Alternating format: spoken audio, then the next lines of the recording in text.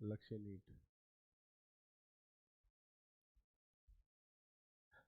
Hello बच्चों, how are you? कैसे हैं आप लोग? गुड इवनिंग, नमस्कार, जय श्री राम। जल्दी से बताइए कमेंट बॉक्स में, क्या आप लोगों को मेरी ध्वनि सुनाई दे रही है कि नहीं? नमस्ते नमस्ते, गुड इवनिंग। ले भैया, ओफो दुर्रा टखा रहे हो, जल्दी बताइए कमेंट बॉक्स में। एकदम एकदम बेहतरीन। आज जो है भाई, मैंने एक स्टोरी डाली थी इंस्टाग्राम पे और आपसे पूछा था कि भाई कौन कौन से टॉपिक हैं जो आपके वीक हैं। इसमें ज्यादातर बच्चों का हाइड्रोकार्बन में दिक्कत थी, और बाकी ऐसा नहीं है कि जो और बच्चों ने अपने कंसर्न बताए वो कवर नहीं करूंगा। हाइड्रोकार्बन के अंदर ही जहां जहां पर वो टॉपिक आते जाएंगे, वो टॉपिक मैं आपको डिटेल में बताता जाऊंगा। अब थोड़ा सा, जब मेरी पहली क्लास थी आप लोगों के साथ, तो उस क्लास में मुझे ऐसा लगा था कि शायद अर्जुना 1.0 2.0 के ढेर सारे बच्चे हैं। फिर बाद फिर बाद में मैंने डेटा चेक किया, मुझे पता लगा कि बहुत सारे बच्चे नए भी हैं। अब जल्दी से मुझे कमेंट बॉक्स में एक बात बता दीजिए, कौन कौन बच्चे हैं जो बिल्कुल नए हैं। जो पुराने बच्चे हैं बेटा जी, वो नोट ना करें, ठीक है? वो मतलब ना बताएं, वो बिल्कुल अपना कमेंट रोक लें। जो नए बच्चे हैं वो बता दें कि sir I am new, I am new, I am new, I am new, ठीक है? तो जल्दी से कमेंट बॉक्स में बताइए भाई। ये रसगुल्ले वाले तो सारे पुराने हैं। जिसको रसगुल्ला समझ में आ गया बेटा, वो सब पुराने हैं। बहुत बढ़िया। आप नए हो, मैं नया हूं, बिल्कुल सही बात है, ठीक है। अब जितने भी नए बच्चे हैं, आपको मैं आप लोगों से भी कनेक्ट होऊंगा, और जितने पुराने बच्चे हैं जिनको ये डर लगता है कि सर बहुत टाइम हो गया था हमने ऑर्गेनिक केमिस्ट्री छोड़े हुए, हमें डर लगने लगा था कि कहीं ऑर्गेनिक केमिस्ट्री हम भूल तो नहीं गए, तो उनके पास एक बेहतरीन मौका है उस ऑर्गेनिक केमिस्ट्री को जो हमने स्टार्ट की थी वापस से रिवाइज करने का। और नए बच्चों के पास फिर से एक मौका है उस ऑर्गेनिक केमिस्ट्री को दोबारा से सीखने का, ठीक है? भाई देखो, मैं अपनी तरफ से हर वो टॉपिक आपको धीरे धीरे धीरे धीरे बिल्कुल बेसिक से पढ़ाऊंगा जो 12th क्लास में काम आएगा। और मैंने एक और प्लानर बनाया है आप लोगों के लिए कि जब मैं हर दिन की आपके साथ क्लास लूंगा तो 7:45 तक मैं आपको 12वीं क्लास का पढ़ाऊंगा। और भाई 7:45 से लेके 8 बजे तक जो 15 मिनट का समय होगा, उसमें मैं आपको 11वीं क्लास का रिवाइज करवाऊंगा, या 11वीं क्लास के वो बेसिक टॉपिक पढ़ाऊंगा जो 12वीं के लिए इंपॉर्टेंट है, ठीक है? अब वॉइस लो है, वॉइस तो भाई बहुत तेज है मेरी, मैं एकदम चिल्ला रहा हूं। यस, अभी ठीक करवा देते हैं वॉइस, अभी थोड़ी ठीक करवा देते हैं। सर बच्चे थोड़े वॉइस कम कह रहे हैं।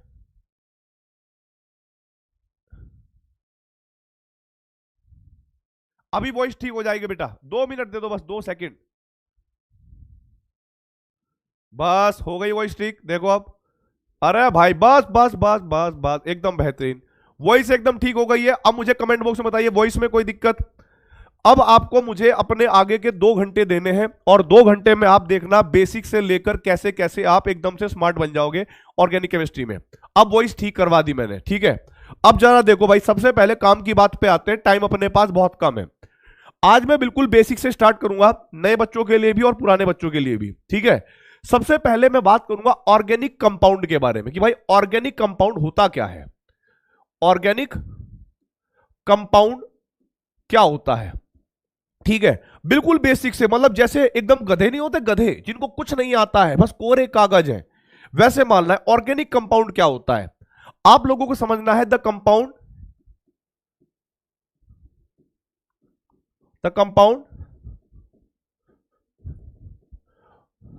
which has which has carbon and hydrogen element, carbon and hydrogen element, ठीक है भाई, आर कॉल्ड ऑर्गेनिक कंपाउंड। बिल्कुल बेसिक से, इससे बेसिक से धरती पे कुछ नहीं है भाई, ठीक है? और धीरे धीरे हम हाइड्रोकार्बन की तरफ बढ़ जाएंगे, जो भी काम काम के होंगे। कोई बात नहीं बेटा, न्यू है तो। अब जरा देखो भाई, मैंने यहां पर ढेर सारे एग्जांपल दूंगा, आप लोगों को सेलेक्ट करना है कि कौन से ऑर्गेनिक कंपाउंड है और कौन से ऑर्गेनिक कंपाउंड नहीं है। जैसे CH4 मीथेन हो गया, सेकंड नंबर पे कार्बन डाइऑक्साइड हो गया, तीसरा कंपाउंड हो जाएगा CO carbon monoxide, fourth compound हो जाएगा ammonia NH2 C double bond O NH2, ठीक है? NH2 C double bond O NH2। Fifth compound आपके पास अमृत हो जाएगा C2H5OH। और सिक्स कंपाउंड जो होगा, मेरे को नेल पेंट साफ करना है ना, वो जानती है, acetone CH3 C double bond O CH3 हो जाएगा। आपको ये सेलेक्ट करना है कि इनमें से ऑर्गेनिक कंपाउंड कौन कौन से हैं, बिल्कुल बिना मजाक करे हुए, बिना सरदर्द करे हुए, बिल्कुल ध्यान से देखिए। क्या बताया मैंने, ऐसे कंपाउंड जिनमें कार्बन और हाइड्रोजन एलिमेंट हो वो ऑर्गेनिक कंपाउंड है। इसका मतलब क्या हुआ बेटा, हम कहेंगे ये ऑर्गेनिक कंपाउंड है, ठीक है, ये ऑर्गेनिक कंपाउंड है, ये ऑर्गेनिक कंपाउंड नहीं है, ये ऑर्गेनिक कंपाउंड नहीं है, क्योंकि इनमें और कार्बन तो है बट हाइड्रोजन नहीं है, यहां कार्बन भी है हाइड्रोजन भी है, तो ये ऑर्गेनिक कंपाउंड हो जाएगा। अब यहां पर कार्बन हाइड्रोजन हो गए बेटा, तो ये भी ऑर्गेनिक कंपाउंड हो जाएगा। अब ये भी ऑर्गेनिक कंपाउंड हो जाएगा।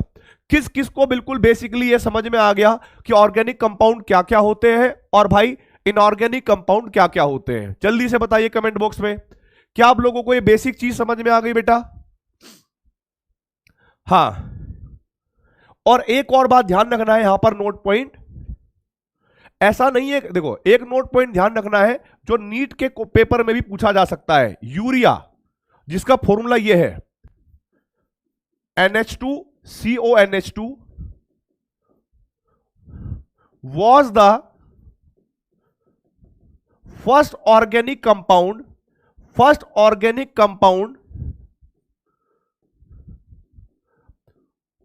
formed in laboratory। ओ भाई ये तो बात पता लग गई, इंफॉर्मेशन पता लग गई, बहुत बढ़िया बेटा। अब जरा आगे बढ़ते हैं,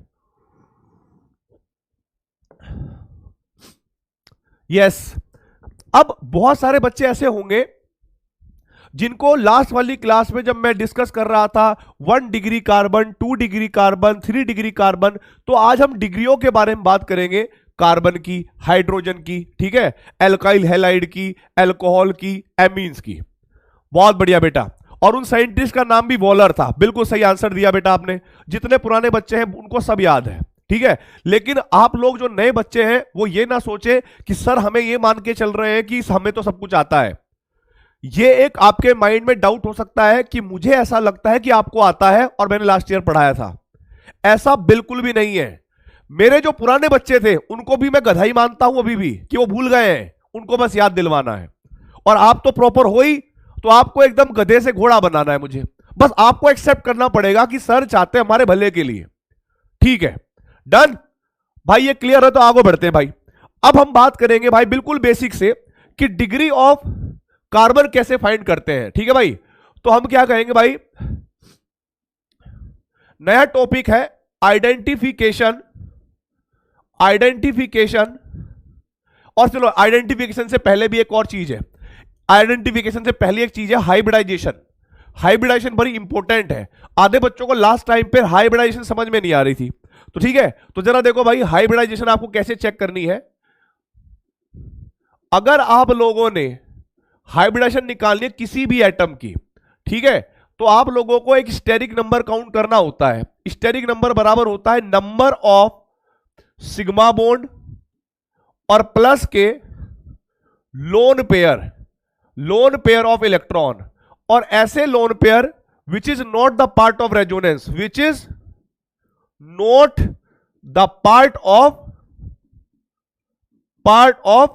रेजोनेंस, रेजोनेंस इफेक्ट को मैंने स्टार्टिंग में जब आपको 4 रिवीजन क्लास दी थी जनरल ऑर्गेनिक केमिस्ट्री की, या 5 क्लास दी थी जनरल ऑर्गेनिक केमिस्ट्री की, हाँ नोट करना है भाई, नोट करना है, आपको ईमानदारी से बता रहा हूं।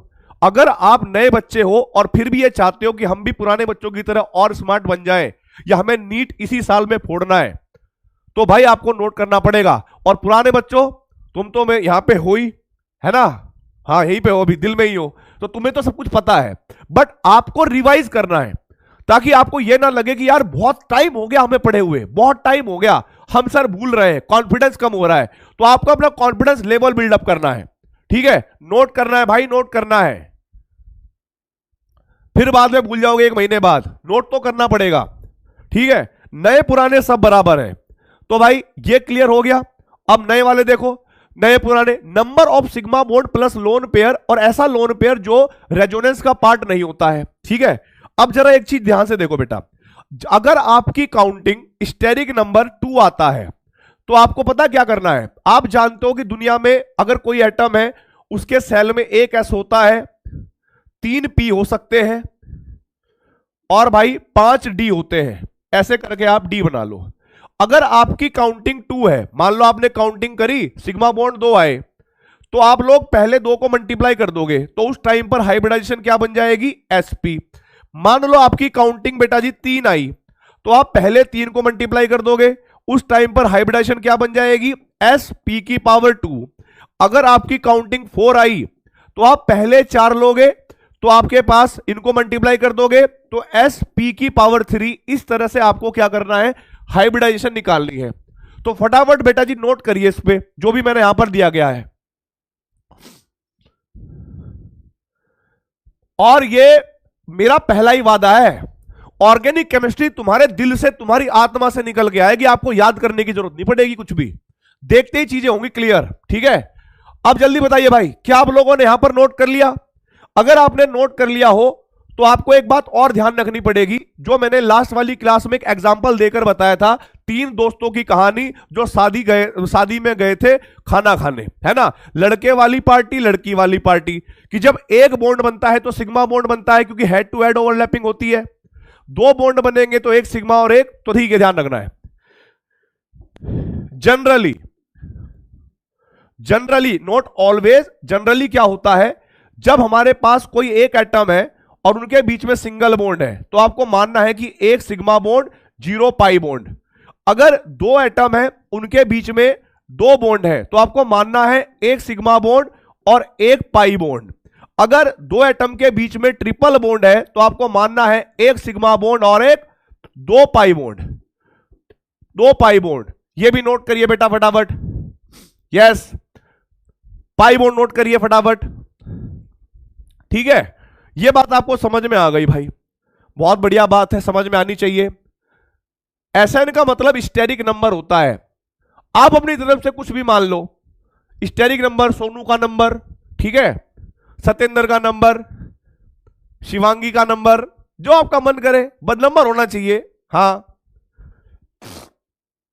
अभी हर्षा मैम नहीं आएंगी, हर्षा मैम तो आपके लक्ष्य बैच में ही आएगी, मतलब बैच तो ये भी लक्ष्य है, बट अभी मेरा मेन मोटो है आज की क्लास और कल की क्लास, संडे में भी मैं एक्स्ट्रा क्लास रखूंगा। आप लोगों को ये 2 दिन में मुझे ऐसे घोट के पिलाना है 11वीं क्लास, कि जब आप 12th क्लास में आओ तो आपको दिक्कत ही ना हो। ठीक है, आगे देखो बेटा, अब यहां पर देखो भाई, सबसे पहले एग्जांपल्स है।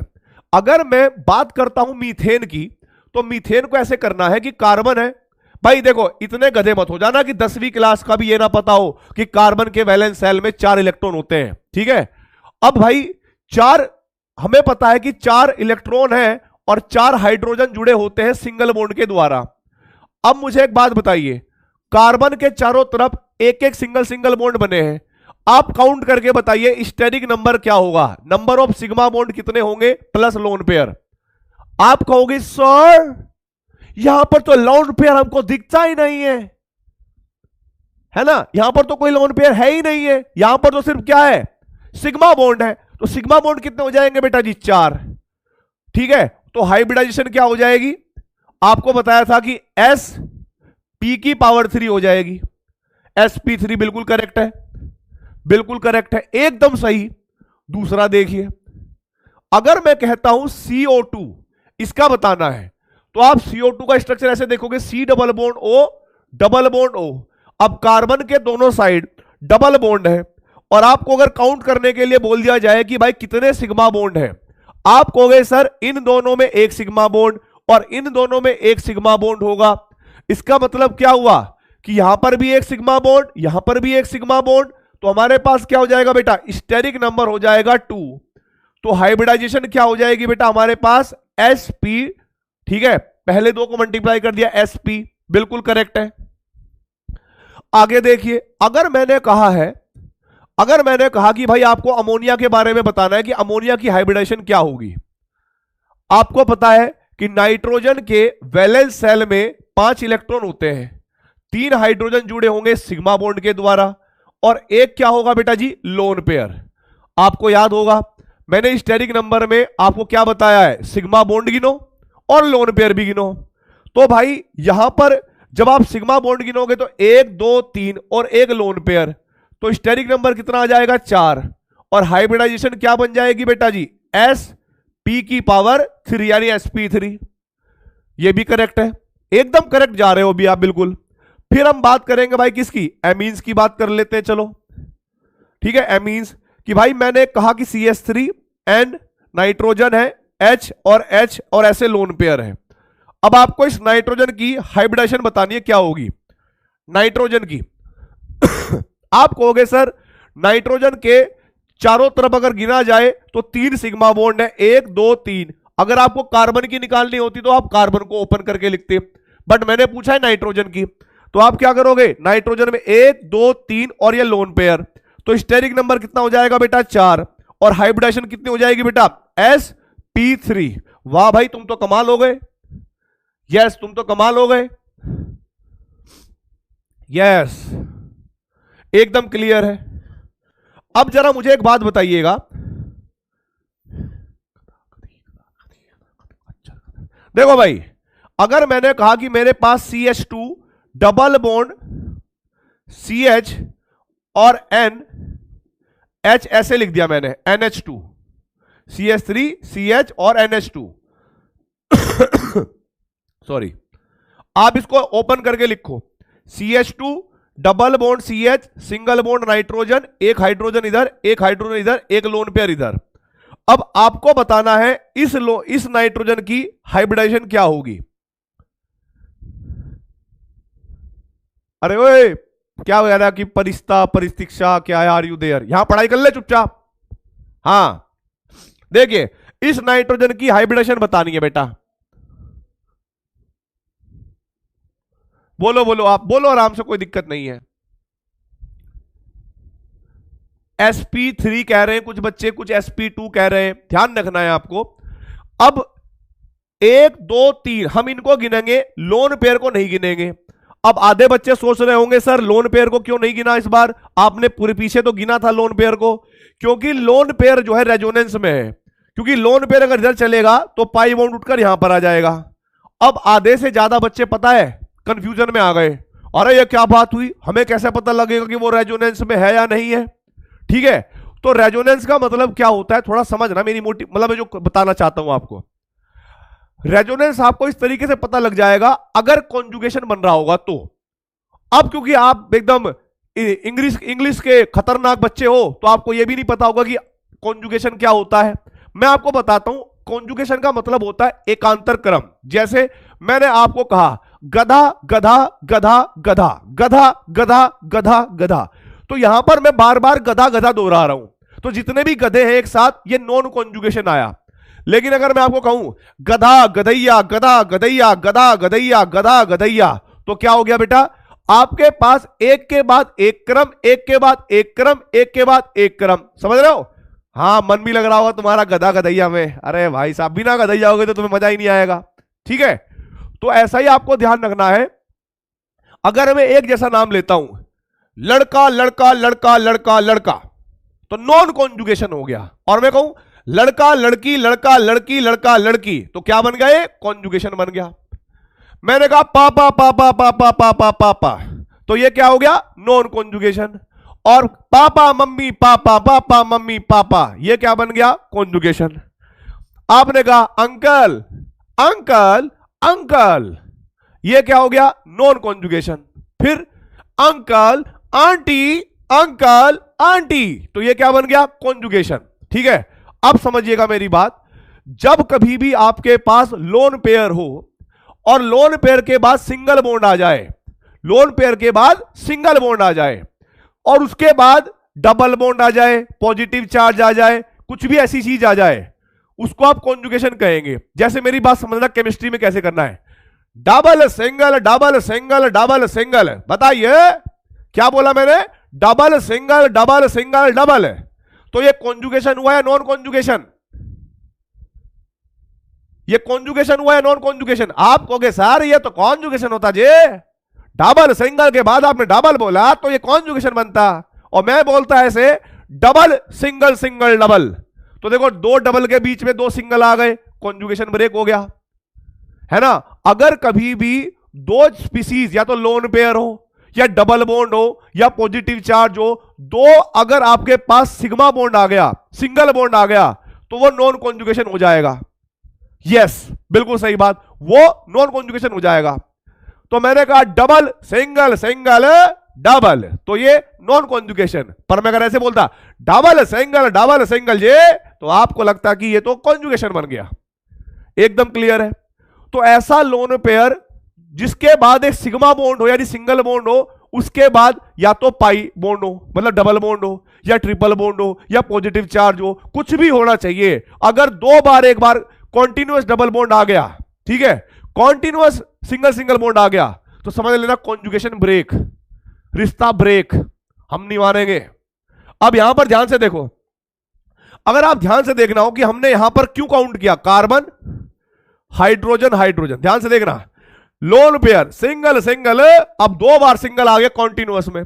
जब दो बार कॉन्टिन्यूअस में सिंगल बॉन्ड आ गया तो ये कहेंगे ये लोन पेयर किसी के कॉन्जुगेशन में नहीं है, किसी के चक्कर में नहीं है। तो ये वाला लोन पेयर कैसा हो गया बेटा जी, नॉन कॉन्जुगेटेड। और जो नॉन कॉन्जुगेटेड होते हैं वो रेजोनेंस का पार्ट नहीं होते। अब यहां पर इसको देखो, लोन पेयर सिंगल के बाद डबल आता जी, एकदम से लोन पेयर सिंगल और डबल बॉन्ड। इसका मतलब क्या हुआ कि ये तो भाई किसी के चक्कर में है, डबल बॉन्ड के चक्कर में है ये तो। और आपको पता है बेटा, जब चक्कर में कोई किसी के होता है ना, वो अपनी प्रतिष्ठा खो बैठता है।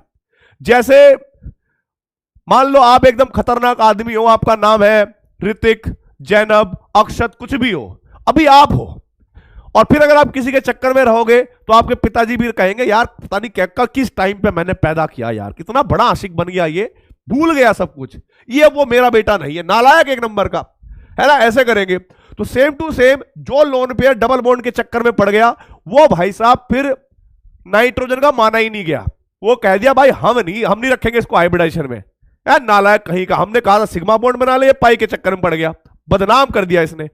तो इस चक्कर में ऐसे लोन पेयर को कभी भी काउंट नहीं करना है। क्लियर हो गई ये बात। अब जरा देखो बेटा, जब इसको काउंट नहीं करेंगे तो हम बस नाइट्रोजन के सिग्मा बॉन्ड गिन लेते हैं, 1 2 3, तो भाई अब स्टेरिक नंबर कितना हो गया, 3। तो हाइब्रिडाइजेशन क्या बन जाएगी बेटा, sp2, sp2, यस sp2। अब जरा देखिए बेटा, यहां पर ध्यान से देखो, अगर मैं ये कहता हूं कि मेरे पास ये है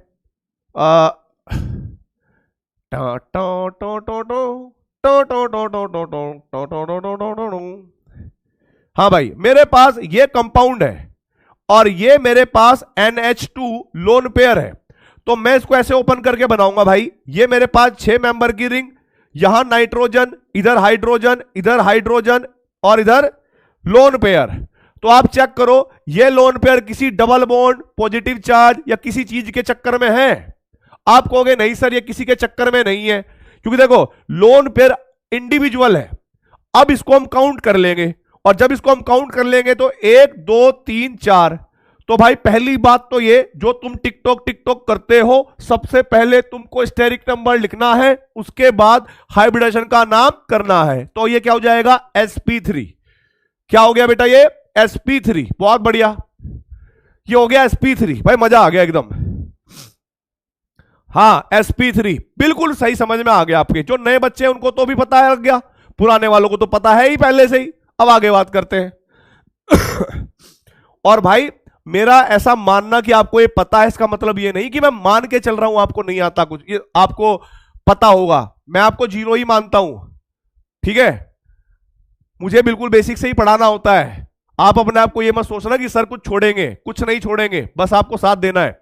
अब देखिए आगे मेरे पास क्या होगा कि मेरे पास एनिलीन है, यहां पर मैंने नीचे बनाई बेंजीन रिंग, और ये मैंने बनाया NH2 लोन पेयर। अब देखो बेटा, इसको अगर मैं ओपन करके लिखूं तो भाई बेंजीन रिंग तो चलो ऐसे दिखी जाएगी, यहां पर ये नाइट्रोजन है, ये 2 हाइड्रोजन बॉन्ड है और एक लोन पेयर है। अब लोन पेयर को ध्यान से देखो, lone pair single double single double single double single, मतलब ये डबल बॉन्ड के चक्कर में आ जाएगा। और जब ये डबल बॉन्ड के चक्कर में आ गया मतलब कॉन्जुगेशन का पार्ट हो गया। और यदि ये कॉन्जुगेशन का पार्ट हो गया, ठीक है, अगर ये कॉन्जुगेशन का पार्ट हो गया, इसका मतलब इसको गिनो मत, तो यहां पर स्टेरिक नंबर क्या हो जाएगा बेटा 3 और हाइब्रिडाइजेशन क्या हो जाएगा बेटा sp2। आपको मैं बताना चाहूंगा ये नीट का पीवाईक्यू है।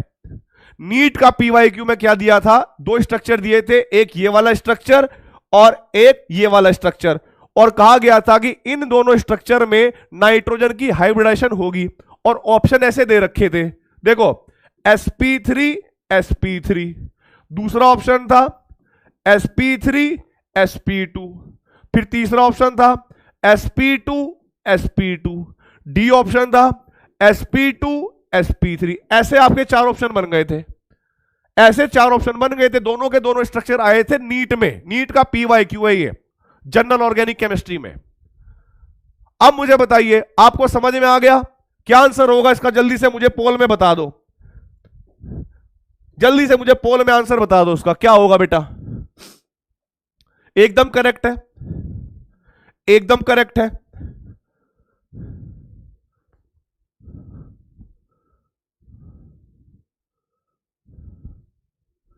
एकदम क्लियर है।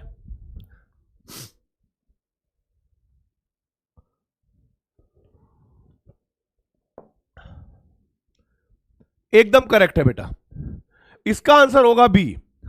पहले वाला जो था वो sp3 था, ये sp2 है। तो देखो 66% बच्चों का आंसर बी है, और एक दो बच्चे ऐसे भी होंगे जिनसे गलती से ए टाइप हो गया। मैं ये भी मान के चलता हूं आधे को पोल की इतनी मतलब क्या कहते हैं आदत नहीं होती, तो तुरंत वो ऊपर नीचे कर देते हैं। मैं कोई दिक्कत नहीं है, कमेंट में सबके आंसर ठीक आ रहे हैं। विजेता है आर्यन, प्रियांशु, और ये वितीक्षा लश्कर, और अक्षरा ईशान मराना। ठीक है, बहुत बढ़िया बेटा, महाराणा। Done done done. अब जरा देखो, आपको हाइब्रिडाइजेशन आ गई, सेम टू सेम। मैं बिना इसके एग्जांपल दिए मेरे को मतलब क्या बताऊं मैं आपको, क्या ना शांति नहीं मिलती, मुझे शांति नहीं मिलती। मतलब शांति क्या, आप तो शांति रेखा सपना कुछ नहीं मिल रही भाई, है ना। कोई बात नहीं। अब भाई यहां पर है हमारे पास CH3 CH2OH। तो मैं अगर इसको ओपन करके लिखूं तो कार्बन के साथ 3 हाइड्रोजन है, फिर हमारे पास 2 हाइड्रोजन है, आगे एक ऑक्सीजन है, 2 लोन पेयर है और एक हाइड्रोजन है। ठीक है, आपको बताना है कार्बन, इस वाले की कार्बन, इसको मैंने ए कार्बन कहा, इसको मैंने बी फॉर बप्पल, और इसको मैंने सी फॉर चप्पल कह दिया ऑक्सीजन को। ठीक है, तो ए की हाइब्रिडेशन क्या है, बी की हाइब्रिडेशन क्या है, और सी की हाइब्रिडेशन क्या है।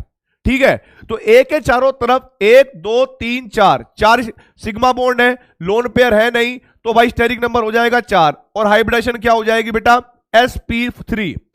फिर इस कार्बन के चारों तरफ देखो 1 2 3 4, तो ये भी क्या हो गया बेटा, ये भी हमारे पास स्टेरिक नंबर इसका क्या हो जाएगा 4, और हाइब्रिडेशन क्या हो जाएगी बेटा इसकी sp3। आगे देखो इस ऑक्सीजन पे, इस ऑक्सीजन के चारों तरफ सिग्मा बॉन्ड है 2 और लोन पेयर भी है 2। अब हम चेक कर लेते हैं कि ये लोन पेयर का चक्कर किसी के साथ तो नहीं चल रहा। तो मैंने देखा सिग्मा लोन पेयर बोलते ही सिंगल सिंगल, पता लग गया कि 2 बार सिंगल बॉन्ड कॉन्टिन्यूअस में आ गया, कॉन्टिन्यूअस में आ गया, इसका मतलब लोन पेयर को गिन लो चुपचाप। तो बेटा जी हम यहां पर कहेंगे स्टेरिक नंबर 4 और हाइब्रिडेशन क्या हो जाएगी sp3।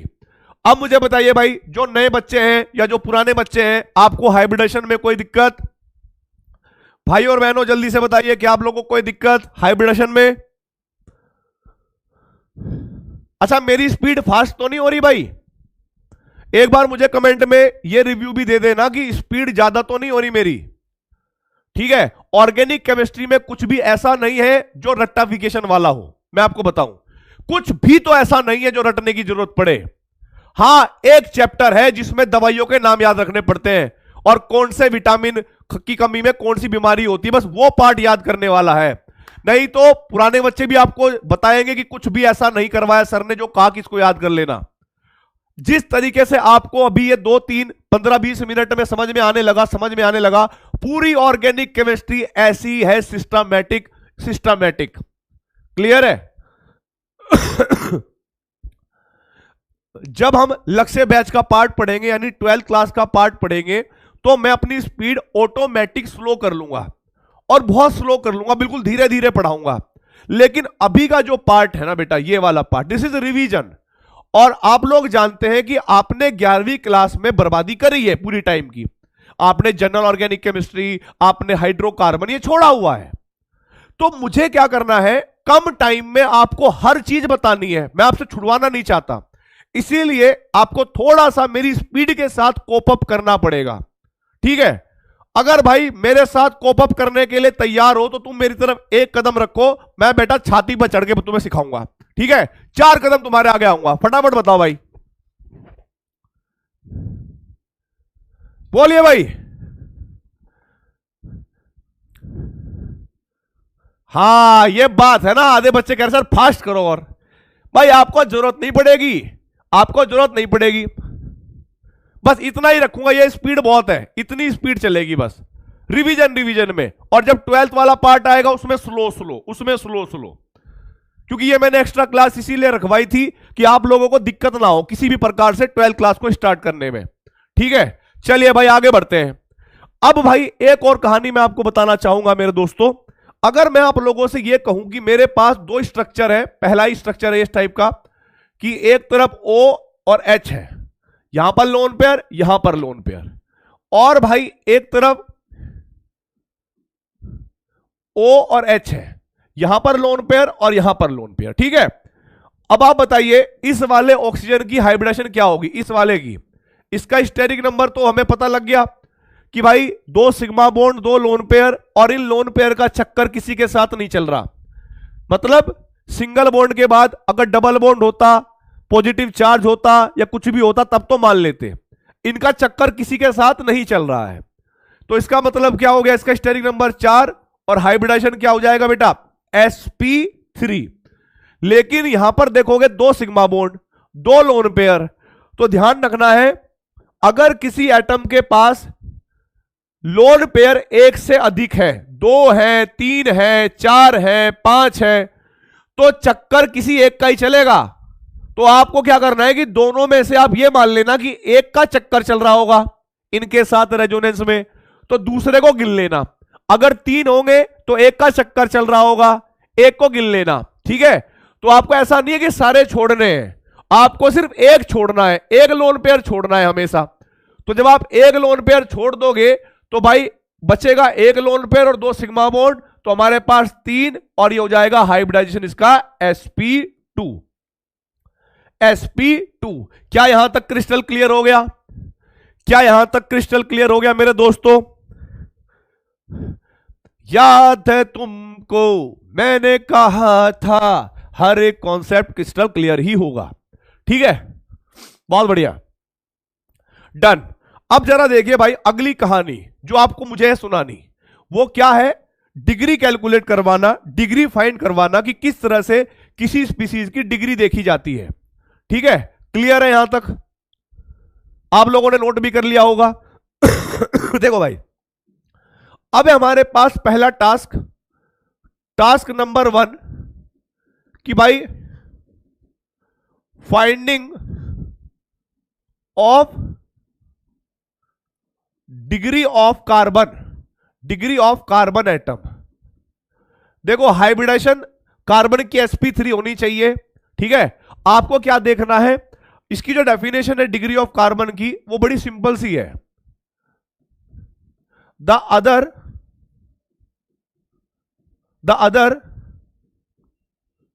Number of carbon atom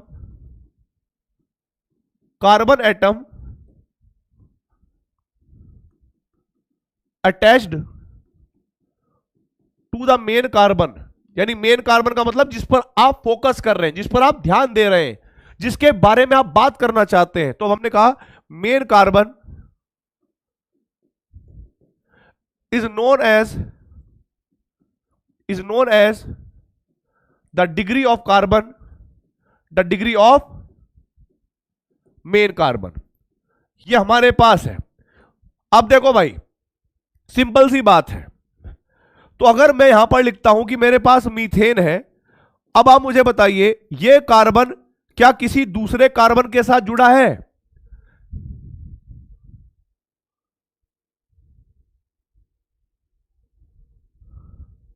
बताइए बेटा, ये वाला कार्बन किसी दूसरे कार्बन के साथ जुड़ा है? आप कहोगे नहीं सर, मैं हिंदी में ही बता रहा हूं बेटा, मुझे पता है कि तुम तो ये नहीं जुड़ा हुआ है, इसीलिए इसकी डिग्री नहीं बताएंगे, इसकी डिग्री नहीं बताएंगे। मान लो 0 डिग्री मान लिया, ये तो है ही नहीं, ये नहीं जुड़ा हुआ है। अब मुझे अगर मैं इथेन की बात करूं, और भाई ये कार्बन हमारे पास sp3 भी होना चाहिए, sp3। अब मुझे बताइए भाई, ये हमारे पास इथेन है।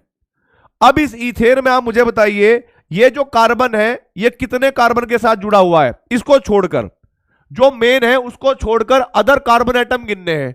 आप कहोगे सर ये कार्बन तो एक कार्बन के साथ जुड़ा हुआ है। बेटा मैंने साउंड तो बेटा मैंने बढ़वाई हुई है यहां से, ठीक है। यस, तो ये एक कार्बन के साथ जुड़ा हुआ है, तो ये कार्बन क्या हो गया? 1 डिग्री कार्बन। ये कार्बन भी, इसको जिस पर ध्यान दे रहे हो उसको छोड़कर बाकी को गिनो, ये भी एक के साथ जुड़ा हुआ है, तो ये भी 1 डिग्री हो गया। बिल्कुल सही बात, 1 डिग्री। अगर मैं कहता हूं CH3 CH2 CH3, तो भाई ये वाला कार्बन एक कार्बन के साथ जुड़ा है, तो ये 1 डिग्री हो जाएगा। ये कार्बन इधर भी कार्बन के साथ जुड़ा है, उधर भी कार्बन के साथ जुड़ा हुआ है, तो ये 2 डिग्री हो जाएगा, और ये हो जाएगा 1 डिग्री।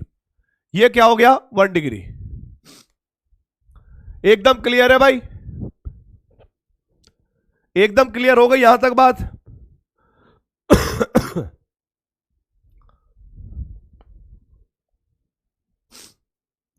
एकदम क्लियर हो गई भाई? यही चाहिए मुझे, बस कॉन्सेप्ट आपके क्लियर होते दिखने चाहिए मुझे, आंसर सही चाहिए, एकदम बेहतरीन।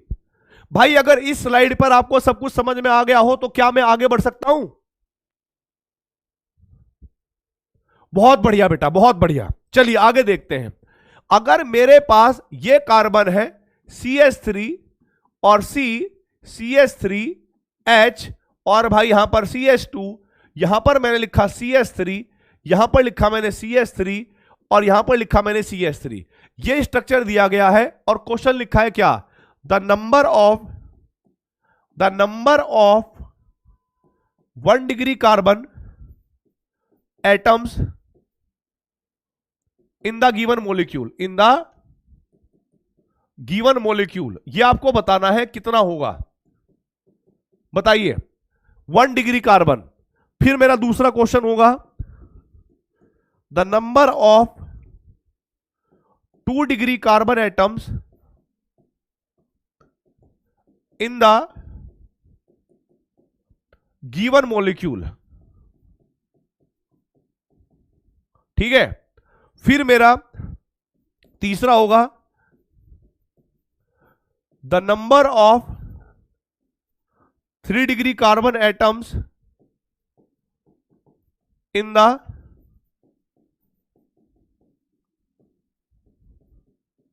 गिवन मॉलिक्यूल, ठीक है। और नया क्वेश्चन होगा भाई, the number of 4 degree carbon atom in the given molecule. ये मेरे पास क्वेश्चन है भाई, इतना मैं आप समझा चुका हूं। 1 डिग्री की बात करेंगे तो देखो भाई ये कार्बन सिर्फ एक कार्बन के साथ कनेक्ट है, तो 1 डिग्री हो गया। ये भी 1 डिग्री है, ये भी 1 डिग्री है, ये भी 1 डिग्री है, ये भी 1 डिग्री है, तो टोटल 1 डिग्री कार्बन एटम कितने हो गए? 5। बिल्कुल सही आंसर है, यहां तक बिल्कुल सही आंसर है बेटा आपका। उसके बाद देखो 2 डिग्री कार्बन एटम, 2 डिग्री तो बस एक यही है, तो हमने क्या कर दिया बेटा, ये तो 1 ही हो गया। फिर 3 डिग्री देखो, ये कार्बन 3 कार्बन के साथ कनेक्ट है, तो ये क्या हो गया? 3 डिग्री, और ये 4 के साथ कनेक्ट है, तो क्या हो गया? 4 डिग्री। तो हमारे पास ये भी 1, ये भी 1। तो बताइए भाई, कार्बन की डिग्री निकालनी आ गई कि नहीं आ गई आप लोगों को? कार्बन की डिग्री,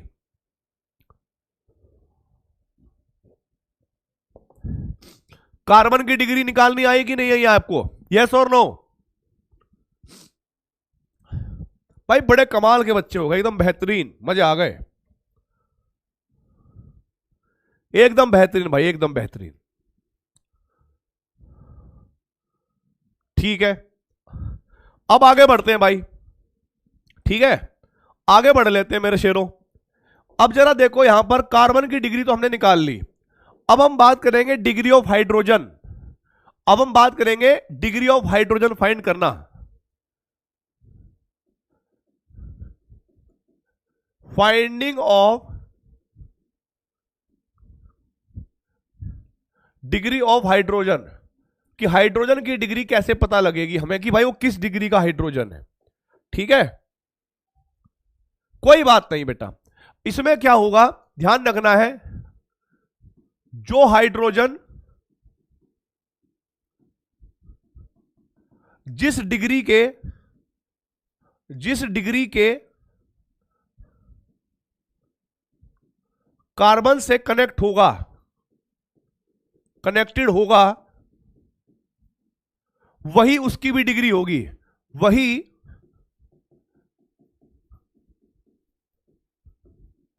हाइड्रोजन की डिग्री भी होगी। ठीक है, ये नोट पॉइंट याद रखना है, मेरे नोट पॉइंट बहुत काम के हैं भाई। ये नोट पॉइंट ही आपको ऑर्गेनिक केमिस्ट्री सिखाएंगे, और आपके जो PYQs हैं या जो नीट का सिलेक्शन है इन पर बहुत ध्यान रखना है। ऑर्गेनिक केमिस्ट्री इससे बहुत स्ट्रांग हो जाएगी आपकी। अच्छा, इंग्लिश में भी लिखनी है भाई। मैंने लास्ट जब इंग्लिश में लिखी थी तो आधे बच्चे कह रहे थे हिंदी में, ये वाली जब लिखी थी। मैं तो पूरी क्लास इंग्लिश में पढ़ा सकता हूं, तुम्हें भी पता क्या है, पर जो आसान लगे, लैंग्वेज ही तो है, नॉलेज बढ़ाओ आप लैंग्वेज पर ध्यान मत दो। यस, अब देखो भाई, तो हुआ क्या था भाई, एक बार जो हाइड्रोजन जिस डिग्री के कार्बन से कनेक्ट होगा वही हाइड्रोजन की डिग्री भी कहलाएगी। उदाहरण के लिए CH3 और CH3, मुझे पता है कि ये कार्बन 1 डिग्री कार्बन है और ये भी 1 डिग्री कार्बन है, तो यहां पर 1 डिग्री हाइड्रोजन कितने हो जाएंगे बेटा, टोटल 1 डिग्री हाइड्रोजन कितने हो जाएंगे बेटा।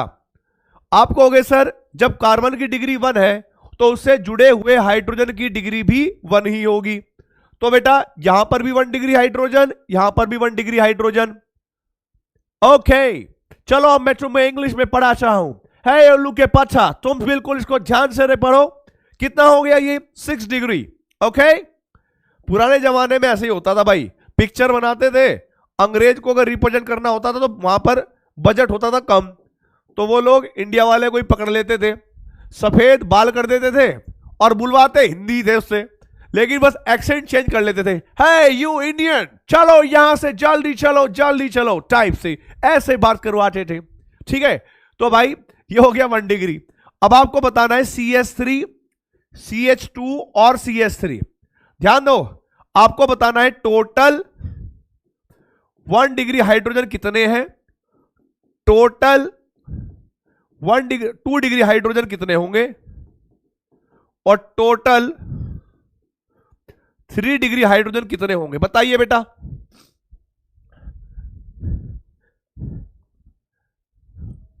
यस, बिल्कुल सही बात।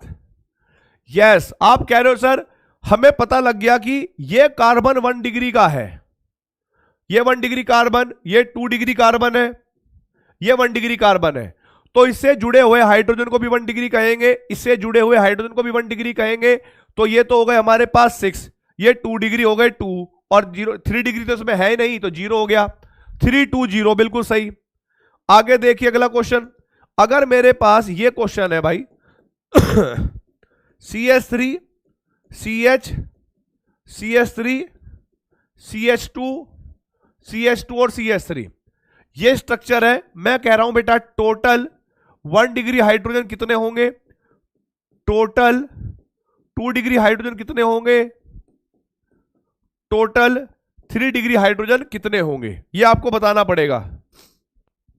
3 डिग्री हाइड्रोजन कितने होंगे, एकदम करेक्ट है।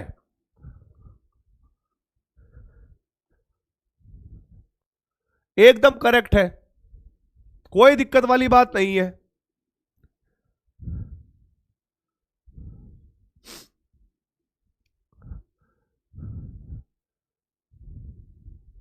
यस, आप कह रहे हो सर ये वाला हाइड्रोजन 1 डिग्री, ये वाला कार्बन 1 डिग्री, और ये भी 1 डिग्री, ये 2 डिग्री 2 डिग्री और ये 3 डिग्री, तो इनके साथ जुड़े हुए हाइड्रोजन भी कितने होंगे भाई? 1 डिग्री वाले तो 9 हो गए, 2 डिग्री वाले 4 हो गए, 3 डिग्री वाला 1 हो गया। 941, 941, माई नेम इज लखन, ठीक है, 941 एकदम बेहतरीन, 941।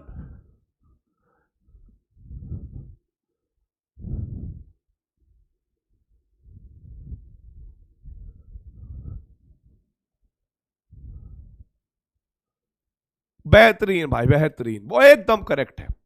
आगे देखो बेटा, अब आपको कार्बन की डिग्री भी आ गई निकालनी, आपको हाइड्रोजन की डिग्री भी आ गई। अब हम बात करेंगे डिग्री ऑफ अल्कोहल, ठीक है भाई, ठीक है। अब हमारे पास नया टॉपिक क्या हो गया? Finding of degree of alcohol. देखो भाई, जो इसको ध्यान रखना है, नोट पॉइंट, जिसको नोट पॉइंट समझ में आ गया ना, वो हर क्वेश्चन कर देगा, ठीक है।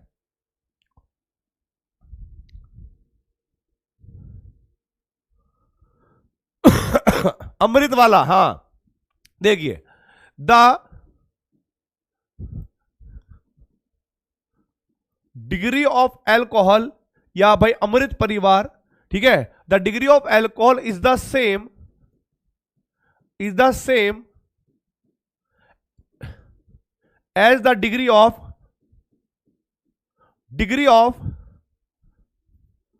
carbon atom where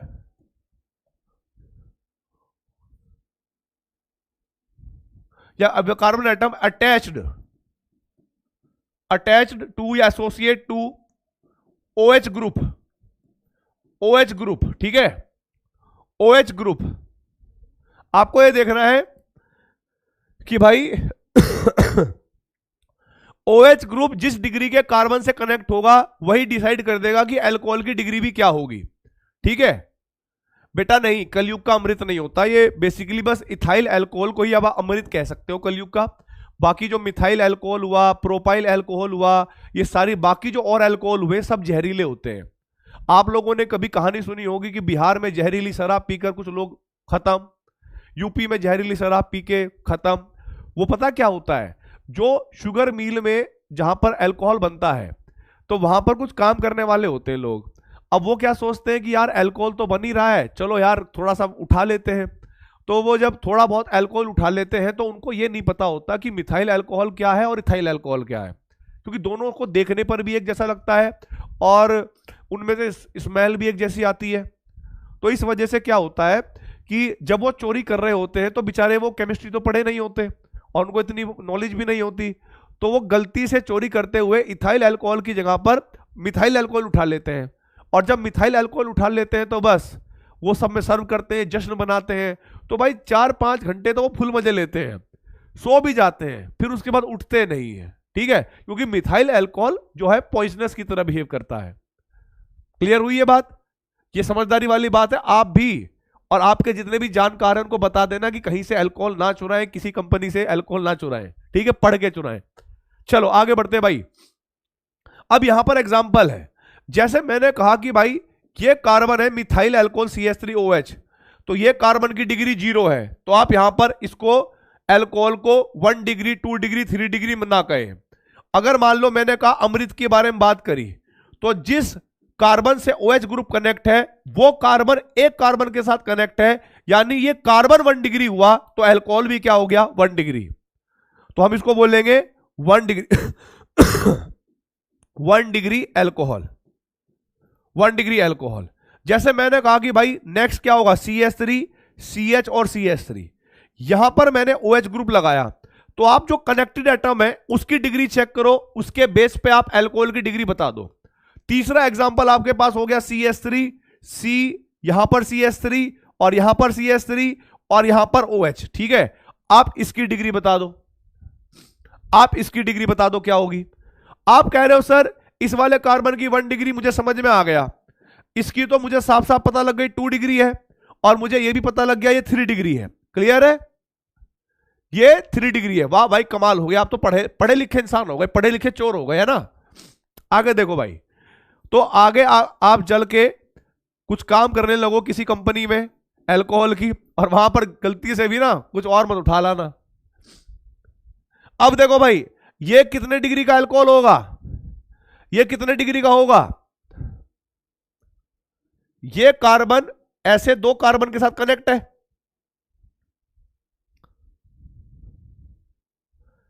अरे ओ गधो, नालायको, बेशर्मो, बेहयाओ, लीचड़ो, ये कार्बन नहीं, ये फिनोल है, ये अल्कोहल है ही नहीं, ये तो फिनोल है।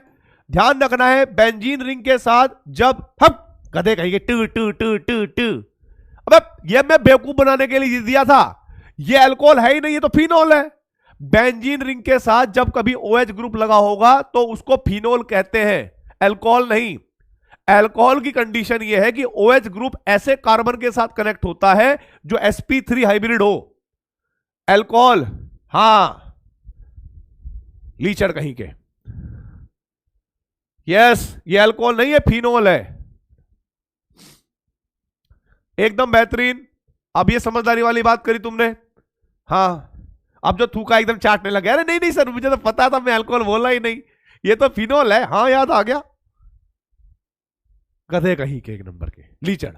आगे बढ़ते हैं भाई, अगर ये समझ में आ गया तो आगे बढ़ जाऊं, अगर ये समझ में आ गया तो मैं आगे बढ़ जाऊं बेटा। अब याद आया सर, मैं भूल गया था पिछले साल, हाँ। देखो भाई, अल्कोहल की डिग्री आपको निकालनी आ गई।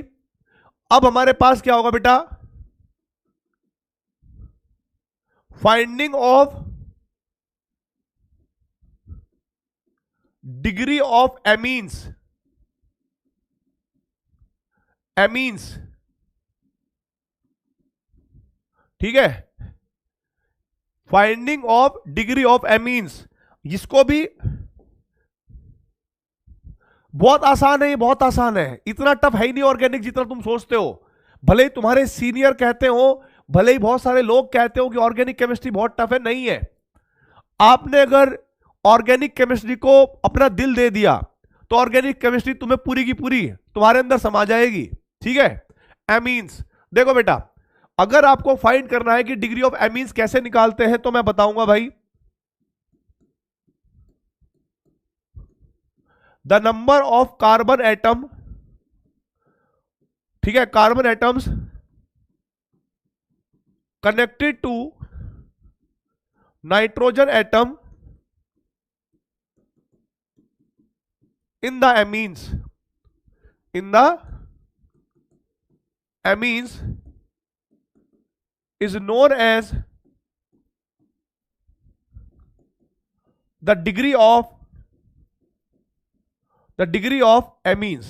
इसी को हम amines की डिग्री कहते हैं कि नाइट्रोजन से जितने कार्बन कनेक्ट होंगे,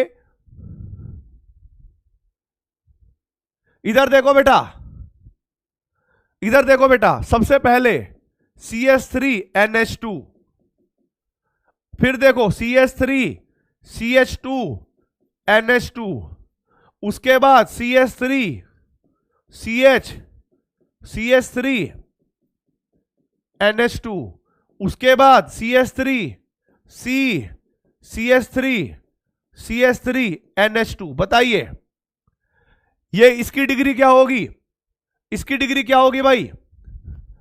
अरे दीवानो मुझे पहचानो, मैं हूं एमीन और मेरी डिग्री कैसे निकालोगे। नाइट्रोजन एटम को देखो और सोचो वो कितने फंस गए, आधे नालायक फंस गए। अबे लुल गधो, नाइट्रोजन एक कार्बन के साथ कनेक्ट है तो ये 1 डिग्री हुई ना। नाइट्रोजन एक कार्बन के साथ है 1 डिग्री हुई, नाइट्रोजन एक कार्बन के साथ है 1 डिग्री, नाइट्रोजन एक कार्बन के साथ है 1 डिग्री, खत्म, टाटा बाय बाय, गया। भाई हर एक एमीन में नाइट्रोजन एक ही कार्बन के साथ कनेक्ट है। मुझे कह रहे थे सर आप अंग्रेजी में लिख दीजिए प्लीज, ऐसे तो वो कौन सी मूवी है यार, स्त्री मूवी में वो भी नहीं कहता था विक्की प्लीज, है ना। आप कह रहे हो सर अंग्रेजी में लिख दो। अबे भाई देख, the number of carbon atoms connected to nitrogen atom in the amine is known as the degree of amine. इसको मुझे हिंदी में लिख देना चाहिए था, बस तुम उसको ऐसे पढ़ लेते। कि अगर जितने भी नाइट्रोजन के साथ कार्बन एटम कनेक्ट होंगे वही उसका डिग्री होता है। कदे कहेंगे। अब देखो अगले अगले अगले एग्जांपल देखो। अब देखो यहां पर CH3 NH और CH3, ठीक है, CH3 N CH3 और यहां पर CH3। तो देखो ये नाइट्रोजन 2 कार्बन के साथ कनेक्ट है तो 2 डिग्री, ये 3 के साथ है तो 3 डिग्री। अब आप 2 डिग्री और 3 डिग्री पहचाने। क्लियर है?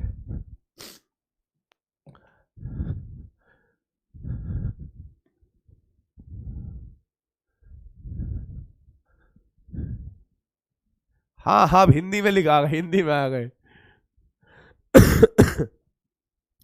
2 डिग्री 3 डिग्री।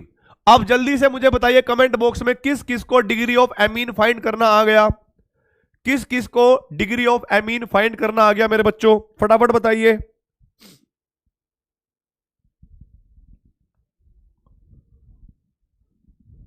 किस किस को डिग्री कैलकुलेट करना आ गया? आ गया भाई, बहुत बेहतरीन। अब जरा देखो, लास्ट वाली क्लास में मैंने आपको डिग्री ऑफ एल्काइल हैलाइड पढ़ाया था। क्या पढ़ाया था? Degree of alkyl halide, halo alkanes. तो जरा देखो यहां पर, यह भी बहुत सेम है।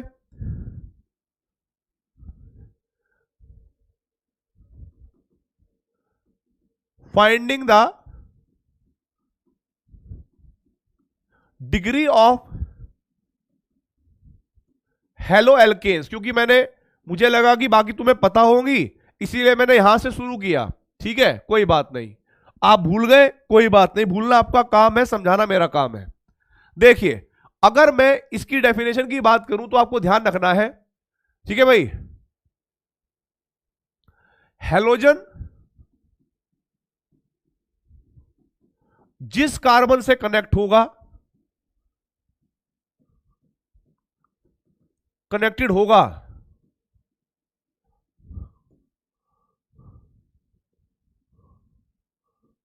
तो उस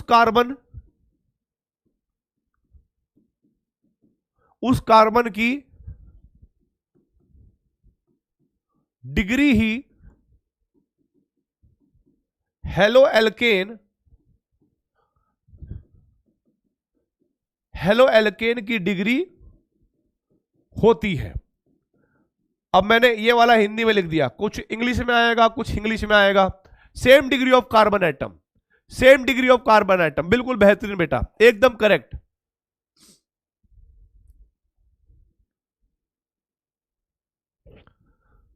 ओए अंग्रेज, एग्जाम्पल देने हैं आपको, है ना, एग्जाम्पल से समझना है।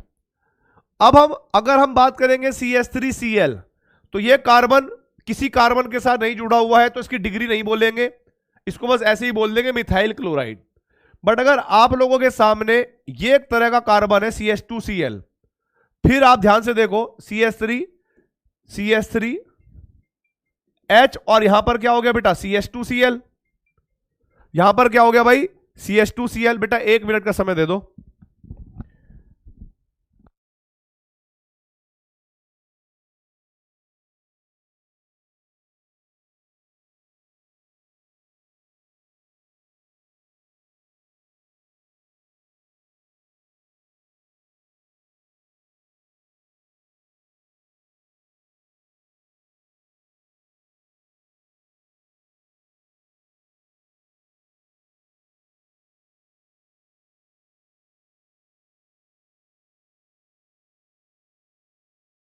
बस तो एक मिनट,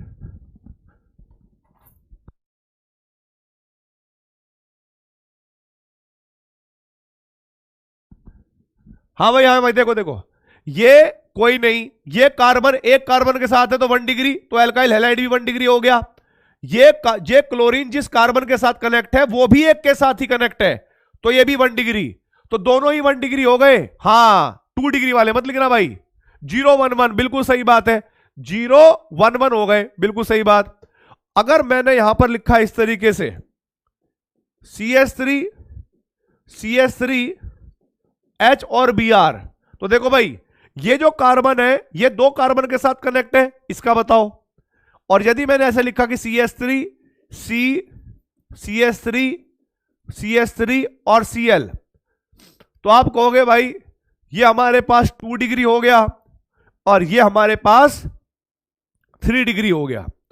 2 डिग्री और 3 डिग्री, बहुत बेहतरीन बेटा। 2 डिग्री और 3 डिग्री। किस किस को ये बात समझ में आ गई भाई? किस किस को ये बात समझ में आ गई?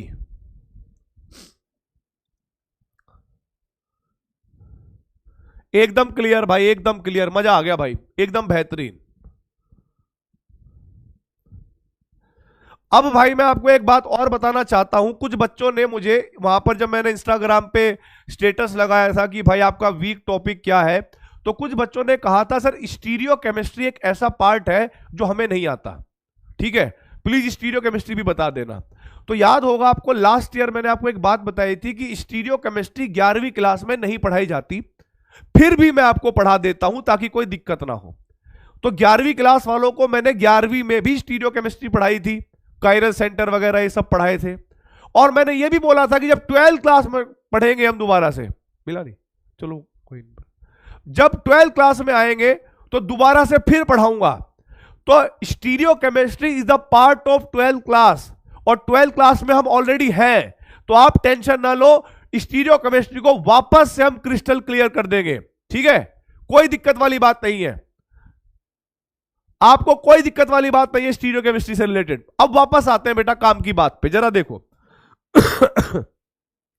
आगे बढ़ते हैं भाई। ये तो डिग्री ऑफ हैलोजन वैलोजन खत्म हो गया। ठीक है, अब भाई मैं आपको बताना चाहूंगा, आपके पास हाइड्रोकार्बन, क्योंकि मुझे स्टार्ट करना था हाइड्रोकार्बन। ठीक है, हाइड्रोकार्बन 2 प्रकार के होते हैं। हाइड्रोकार्बन्स 2 प्रकार के होते हैं। ठीक है, एक होते हैं कैसे भाई? Saturated hydrocarbon. सैचुरेटेड हाइड्रोकार्बन्स वो होते हैं जो हाइड्रोजन के साथ मैक्सिमम सिग्मा बॉन्ड बनाते हैं, मैक्सिमम। सब पढ़ाऊंगा, टेंशन ना लो, मुक्का मार दूंगा खींच के। हाँ देखो इधर, सैचुरेटेड हाइड्रोकार्बन और भाई अनसैचुरेटेड, अनसैचुरेटेड हाइड्रोकार्बन्स। ठीक है, 2 प्रकार के होते हैं। अब भाई सैचुरेटेड में कौन आते हैं, मैं आपको एग्जांपल दे देता हूं। जैसे मीथेन है, मीथेन में कार्बन के 4 बॉन्ड बनाता है और हर एक कार्बन सिग्मा बॉन्ड के साथ बना हुआ है। अब मुझे बताओ, क्या यहां पर आप और अधिक हाइड्रोजन जोड़ सकते हो क्या? क्या इसके अंदर आप और ज्यादा हाइड्रोजन जोड़ सकते हो क्या? आप कहोगे नहीं सर, इनके साथ ऑलरेडी मैक्सिमम हाइड्रोजन जुड़े हुए हैं, इनका पेट भरा हुआ है, और पेट भरा होने का मतलब होता है सैचुरेशन आ गया है, इससे ज्यादा ये और कोई भी सिग्मा बॉन्ड नहीं बना सकते। ठीक है, और सिग्मा बॉन्ड नहीं बना सकते, तो इनका पेट भरा हुआ है। और भाई ऐसे हाइड्रोकार्बन जिनमें आप और सिग्मा बॉन्ड बना सकते हो अगर ऑप्शन हो, तो उनका कहते हैं कि उनका पेट भरा नहीं है, इसलिए वो अनसैचुरेटेड रह गए, यानी वो छके हुए नहीं है, उनको भूख और लग सकती है। तो इस कैटेगरी में हमारे पास आती है एल्केन। वो भी कौन सी भाई? एलिफेटिक। एलिफेटिक एल्केन क्या होती है? जो ओपन चेन होती है, एलिफेटिक एल्केन्स इस कैटेगरी में आएंगी सैचुरेटेड में। उदाहरण के लिए आप मीथेन ले लो, मीथेन, आप इथेन ले लो,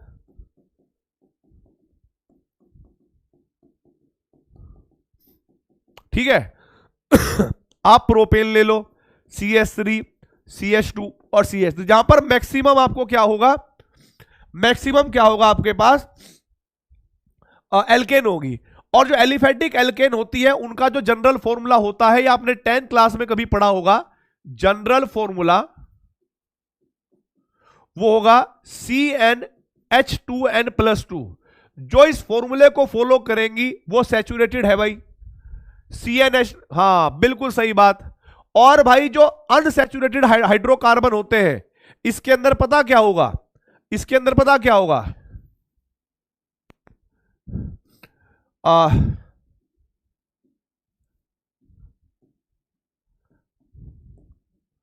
compounds having at least one pi bond और वन रिंग। ठीक है भाई, compounds having at least one pi bond और वन रिंग आर अनसैचुरेटेड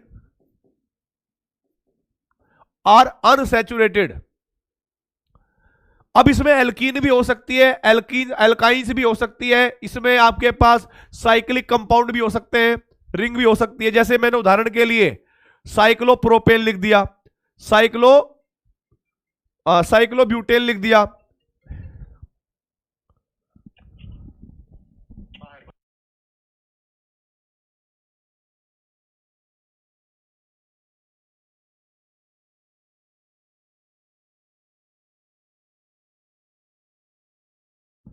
देखो भाई, मैंने आपके पास CH2 डबल बॉन्ड CH2 और CH ट्रिपल बॉन्ड CH, ये मैंने लिख दिया बेटा। चलो बेंजीन लिख देता हूं, बेंजीन, ये भी देख लो। आप साइक्लो हेक्सीन की बात कर लो। ये सारे के सारे एग्जांपल देखो बेटा आप। हाँ भाई, क्या आप लोगों को सैचुरेशन और अनसैचुरेशन के बारे में समझ में आ गया मेरे बच्चों? अगर किसी कंपाउंड में कोई भी रिंग हो या कोई पाई बॉन्ड हो, उन सारी कैटेगरी वाले कंपाउंड को हम अनसैचुरेटेड कंपाउंड कहेंगे, अनसैचुरेटेड कंपाउंड कहेंगे। और अगर किसी कंपाउंड में सारे सिंगल बॉन्ड हो और ओपन चेन हो, रिंग भी ना हो, वो सारे आपके पास सैचुरेटेड हाइड्रोकार्बन या सैचुरेटेड कंपाउंड कहलाएंगे। एकदम क्लियर हो गया? ठीक है। अब जरा देखो भाई, एक चीज मैं बताना चाहता हूं। वैसे तो एक टॉपिक होता है जिसको हम कहते हैं डिग्री ऑफ अनसैचुरेशन। क्या कहते हैं हम?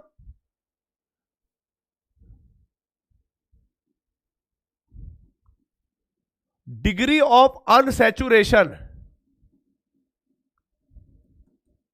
डिग्री ऑफ अनसैचुरेशन,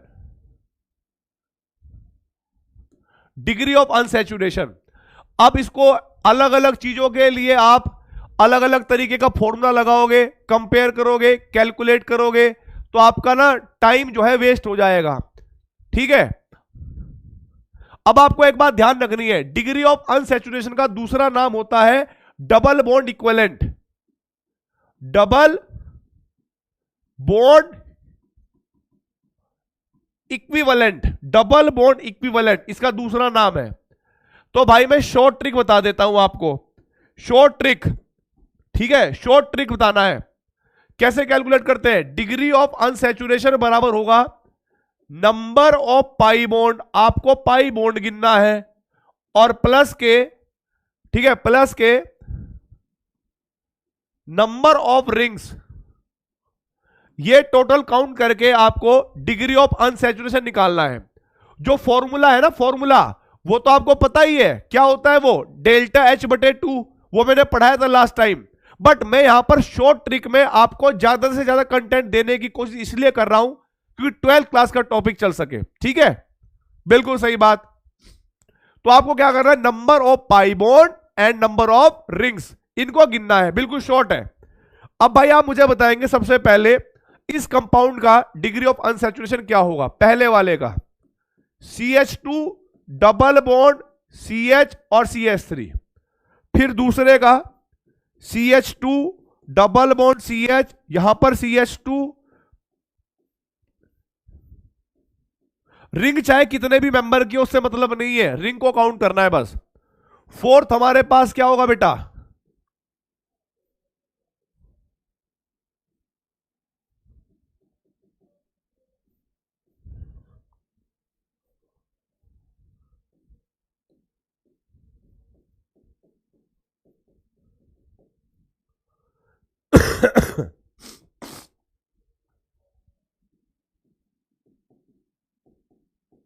बस अब ये कंपाउंड है। पहले वाले का कितना होगा बेटा? पहले वाले का होगा 1, क्योंकि इसके अंदर एक ही पाई बॉन्ड है, तो इसके लिए आप DU क्या कर दोगे, डिग्री ऑफ अनसैचुरेशन 1 हो गई। ठीक है। आपको ज्यादा फॉर्मूले लगाने की जरूरत नहीं है भाई। कभी आप फॉर्मूले लगाने लगो, आपको आसान भाषा में समझना है। मैंने क्या बताया, रिंग गिनो, पाई बॉन्ड गिनो, खत्म आपका कहानी। इधर देखो बेटा, अगर आप देखोगे पाई बॉन्ड 1 2 3 4 और एक रिंग हो गई, तो कितना हो गया डिग्री ऑफ अनसैचुरेशन? 5। ठीक है, डिग्री ऑफ अनसैचुरेशन कितना हो गया बेटा? 5। बहुत बढ़िया। ठीक है, डिग्री ऑफ अनसैचुरेशन क्या हो गया? 5। बहुत बढ़िया बेटा। अब आगे देखो, यहां पर देखो पाई बॉन्ड 1 2 3 4 5 6, 6 तो पाई बॉन्ड हो गए और 2 रिंग हो गई, तो बेटा कितना हो गया? 8। तो इस कंपाउंड का डिग्री ऑफ अनसैचुरेशन कितना हो गया? 8। अब मुझे कमेंट बॉक्स में बताओ बेटा, डिग्री ऑफ अनसैचुरेशन निकालने में कोई दिक्कत? डिग्री ऑफ अनसैचुरेशन निकालने में कोई दिक्कत अगर कोई मॉलिक्यूल दे रखा होगा तो? डिग्री ऑफ अनसैचुरेशन निकालने में कोई दिक्कत अगर कोई कंपाउंड दे रखा होगा तो?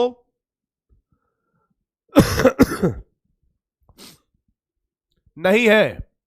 बहुत बढ़िया भाई, बहुत बढ़िया। अभी तक मुझे बताओ, जैसे आज की क्लास चली, 1 घंटे की क्लास से ऊपर का टाइम हो गया है। जो नए बच्चे हैं वो भी आंसर देना मुझे, नए बच्चे, पुराने बच्चे आंसर ना देना, वो 1 मिनट के लिए शांत हो जाना। नए बच्चे बताओ बेटा, कि नए बच्चों को ऐसा लग रहा है कि ऑर्गेनिक केमिस्ट्री बहुत टफ है? बताइए, ईमानदारी से बताना, ऑर्गेनिक केमिस्ट्री टफ लग रही है आपको? यह जरूर हो सकता है कि आपने 11वीं में नहीं पढ़ा, यह जरूर हो सकता है कि आपका 11वीं में आपने बर्बाद कर दिया टाइम, ठीक है, पर सच में क्या ऑर्गेनिक केमिस्ट्री टफ है? नहीं है, है ना? तो अब आपको ध्यान रखना है, आपको अपने अंदर ही एक्सेप्ट करना पड़ेगा कि सर जो पढ़ाएंगे, ठीक है, हमें उसको 100% फोकस से पढ़ना है।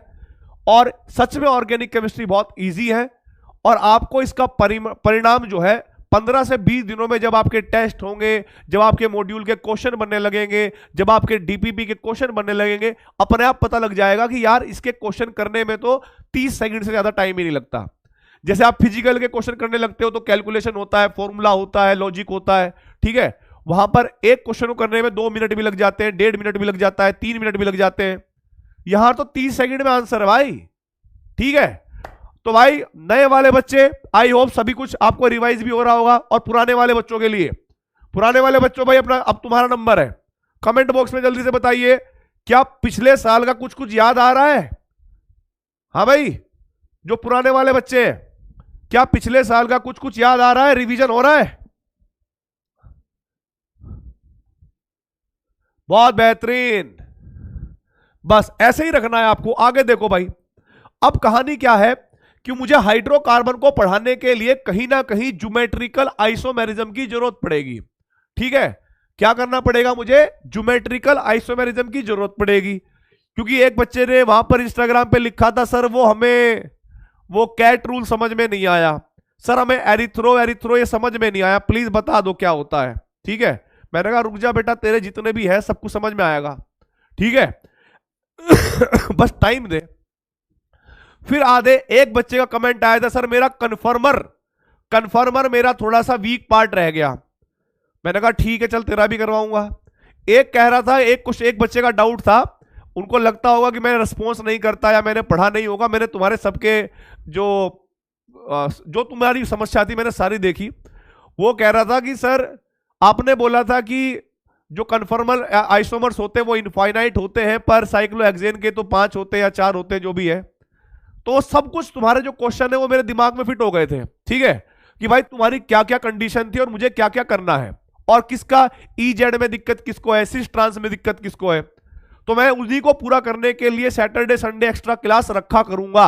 और जब तक आपका ऑर्गेनिक केमिस्ट्री 11वीं क्लास वाला टफ ना हो जाए, तो टफ कह रहा हूं सॉरी, पूरा ना हो जाए, तब तक आपका ऐसे ही जो है एक्स्ट्रा क्लास लगती रहेगी। यस, अब देखो भाई, यहां पर बात करते हैं हम लोग थोड़ा ज्योमेट्रिकल आइसोमेरिज्म की। और ज्योमेट्रिकल आइसोमेरिज्म में उस तरीके से पूरे एक लेक्चर में नहीं, शॉर्ट में करवाऊंगा, और जो पुराने बच्चे हैं उनको एकदम याद आ जाएगा, और नए बच्चों को ट्रिक के साथ समझ में आ जाएगा, ठीक है। अब देखो भाई, जियोमेट्रिकल आइसोमेरिज्म, जियोमेट्रिकल आइसोमेरिज्म, ठीक है, ज्योमेट्रिकल आइसोमेरिज्म। आपको ध्यान रखना है, जब हम कभी भी आइसोमेरिज्म पढ़ते हैं ना, आइसोमेरिज्म पढ़ते हैं, तो आइसोमेरिज्म का मतलब होता है मॉलिक्यूलर फॉर्मूले का सेम होना। क्या होता है भाई? आइसोमेरिज्म का मतलब क्या होता है? मॉलिक्यूलर फॉर्मूले का सेम होना। तो हम क्या कहेंगे भाई? ऐसे कंपाउंड जिनका मॉलिक्यूलर फॉर्मूला, मैं शॉर्ट में लिख रहा हूं, मॉलिक्यूलर फॉर्मूला क्या होगा? मॉलिक्यूलर फॉर्मूला क्या होगा? सेम, बट उनकी जो ज्योमेट्री है, ज्योमेट्री का मतलब क्या होता है बेटा? ज्योमेट्री का मतलब होता है डिस्टेंस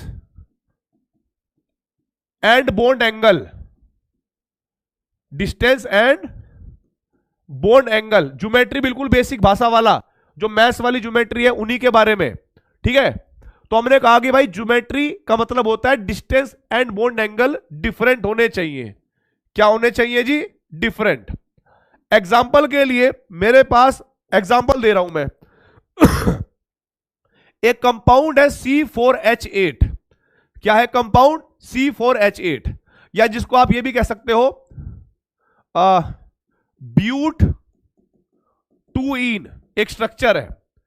तो भाई अगर मैं ध्यान से देखूं, CH3 C double bond C, CH3 और एक H और एक H, ठीक है, और फिर भाई यहां पर C डबल बॉन्ड CH3 और H, और इधर H और CH3। अब इन दोनों स्ट्रक्चर को देखो ध्यान से, इन दोनों स्ट्रक्चर को देखो, क्या इनका मॉलिक्यूलर फॉर्मूला सेम है? बोलिए भाई, जल्दी से बताइए, क्या इन दोनों स्ट्रक्चर में मॉलिक्यूलर फॉर्मूला सेम है? आप कहोगे दोनों के दोनों कंपाउंड के अंदर सर कार्बन 4 है और हाइड्रोजन जो है वो 8 है, तो C4H8 को ये रिप्रेजेंट करते हैं, ठीक है। लेकिन सर अगर हमें देखा जाए, ध्यान से देखना फोकस से, कि भाई यहां पर दो CH3 ग्रुप जो है, दो CH3 ग्रुप जो है उनके बीच का डिस्टेंस L1 है, और यहां पर दो CH3 ग्रुप के बीच का डिस्टेंस कितना हो गया? L2 हो गया। अब मुझे बताइए कमेंट बॉक्स में, क्या L1 L2 बराबर होंगे या L1 L2 अलग अलग होंगे? L1 L2 अलग अलग होंगे या L1 L2 बराबर होंगे? बताइए बेटा, एकदम बेहतरीन।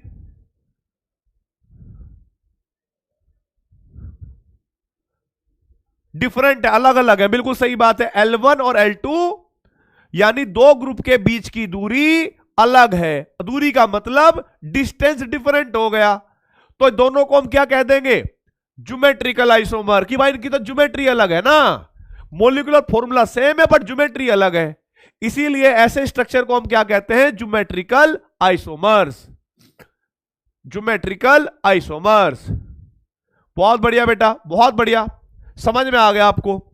अब भाई हमारे दिमाग में क्वेश्चन आ रहा है, हमारे दिमाग में क्या क्वेश्चन आ रहा है बेटा? हमारे दिमाग में क्वेश्चन क्या आ रहा है कि भाई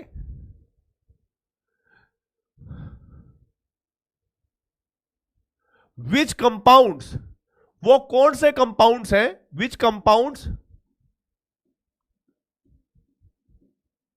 अंडरगो ज्योमेट्रिकल आइसोमेरिज्म। ठीक है, इसका मतलब क्या हो गया भाई? वो कौन से कंपाउंड है जो ज्योमेट्रिकल आइसोमेरिज्म शो करते हैं। ठीक है, ज्योमेट्रिकल आइसोमेरिज्म शो करते हैं।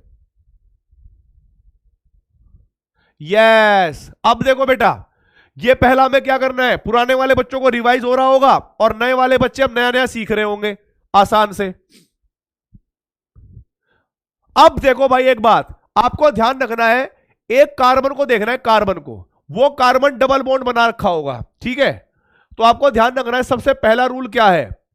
सबसे पहला रूल है कि भाई आपको ये देखना है कि ये जो कॉन्टिन्यूअस डबल बॉन्ड होने चाहिए। रूल नंबर 1, कॉन्टिन्यूअस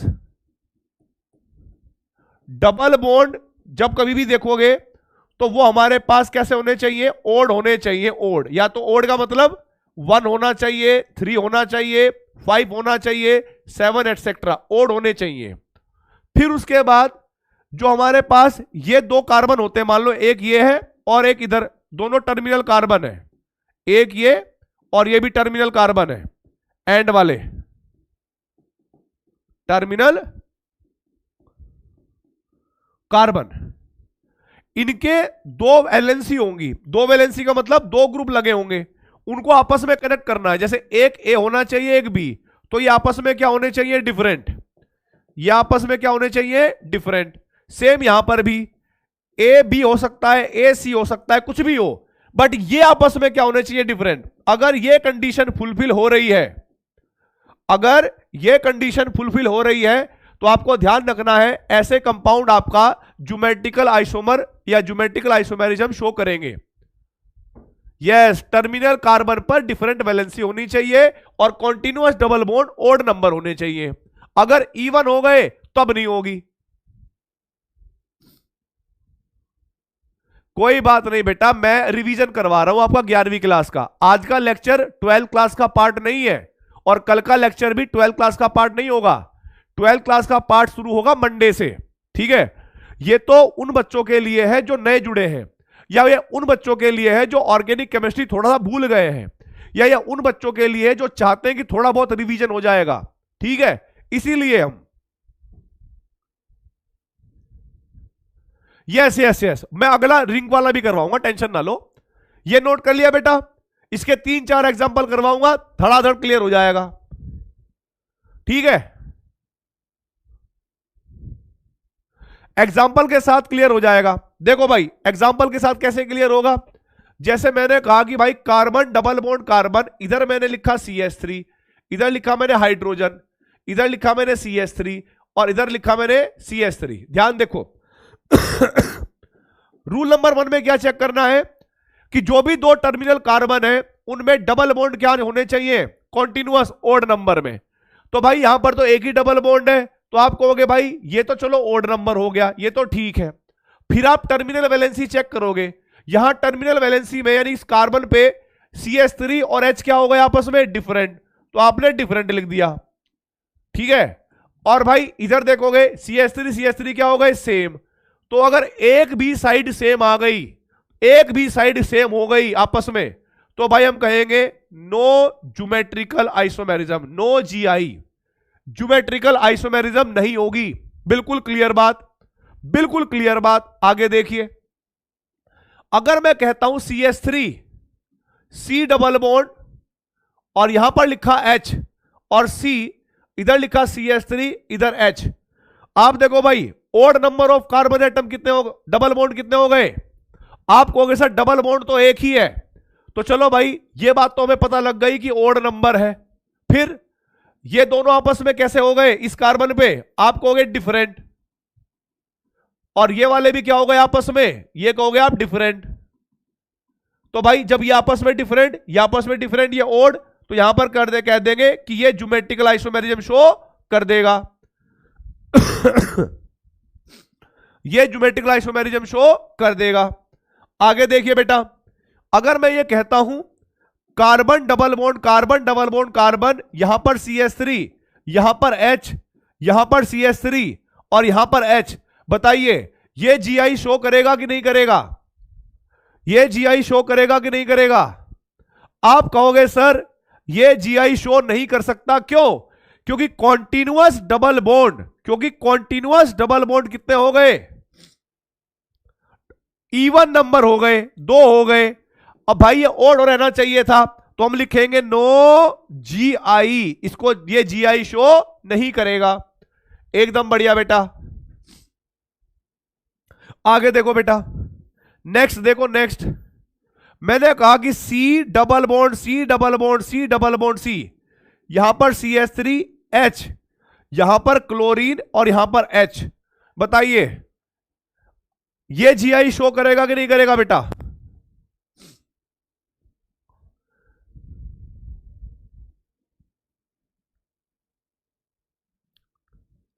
करेगा, क्योंकि ये देखो डबल डबल डबल कॉन्टिन्यूअस कितने आ गए, ओड नंबर 3 हो गए।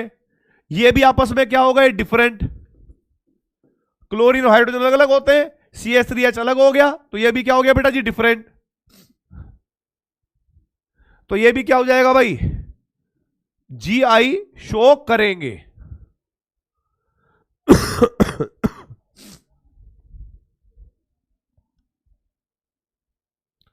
बिल्कुल सही बात। किस किस को ये समझ में आ गया बेटा? किस किस को ये समझ में आ गया? बिल्कुल।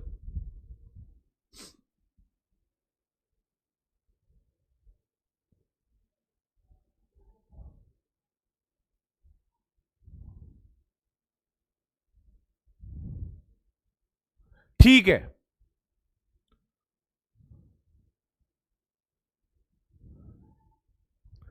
देखो जैसे डबल बॉन्ड होता है वैसे ही रिंग भी होती है, क्योंकि एक डबल बॉन्ड का जो डिग्री ऑफ अनसैचुरेशन होता है वो 1 होता है, वैसे ही एक डबल बॉन्ड का भी डिग्री ऑफ अनसैचुरेशन 1 होता है और रिंग का भी 1 होता है। तो कभी कभी जैसे मैंने ये बताया था ना कि नंबर ऑफ क्या बोलते हैं, number of double bond odd होने चाहिए, ऐसे रिंग भी हो सकती है। जैसे मैंने कहा आपके सामने ये है भाई, एक कंपाउंड ये हो गया, तो जहां डबल बॉन्ड था वहां रिंग आ सकती है। तो आपको ध्यान रखना है कि जो बीच की रिंग होंगी ये रिंग, ये हमारे पास कैसी होनी चाहिए? ओड। क्या होनी चाहिए? ओड। और भाई यहां पर हमारे पास ए और बी, यानी ये क्या होनी चाहिए? डिफरेंट। और ये क्या होनी चाहिए भाई? ए और बी, ये भी क्या होनी चाहिए? डिफरेंट। अगर ये कंडीशन बनती है तो भी वो कंपाउंड जी आई शो करेगा, तब भी वो कंपाउंड जी आई शो करेगा। थैंक यू बेटा, थैंक यू। लास्ट वाली क्लास में तुम्हारे अंदर हिम्मत थोड़ी कम लग रही थी, तुम डरे डरे सहमे से लग रहे थे, क्योंकि बहुत टाइम से तुमने पढ़ा नहीं था ना ऑर्गेनिक केमिस्ट्री। अब तो तुम्हारे अंदर पूरा जोश आ गया। देखो बेटा, अगर मैं आप लोगों से कहूं कि मेरे पास ये कंपाउंड है और यहां पर मैंने लिखा है CH3 और यहां पर लिखा है मैंने H, यहां पर मैंने लिखा है H और यहां पर लिखा है CH3, बताइए GI शो करेगा या नहीं करेगा? बताइए GI शो करेगा या नहीं करेगा? एग्जांपल के साथ पढ़ाऊंगा, टेंशन ना लो। GI शो करेगा कि नहीं करेगा बेटा?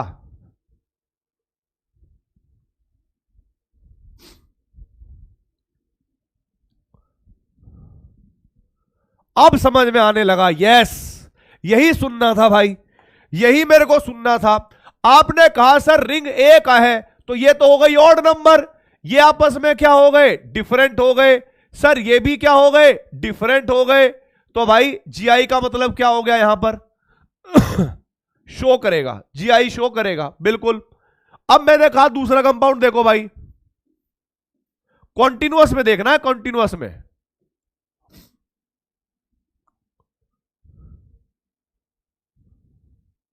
एक मिनट,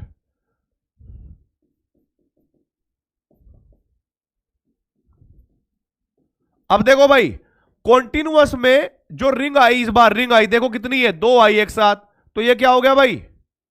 इवन नंबर। अब जब इवन नंबर आ गया तो जीआई शो नहीं करेगा, तो नो जीआई हो गया, नो जीआई। मैंने कहा कि भाई देखो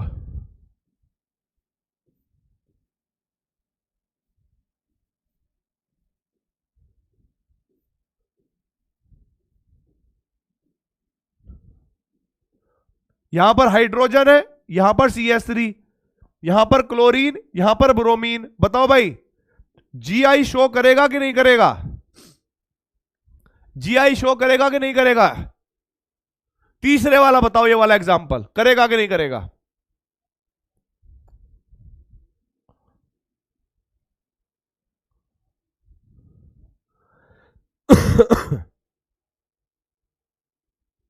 यस करेगा।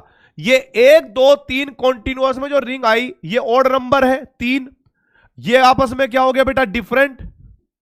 और ये आपस में क्या हो गई बेटा? डिफरेंट। तो भाई इसका मतलब ये जीआई शो कर देगा, ये जीआई शो कर देगा, बिल्कुल सही बात।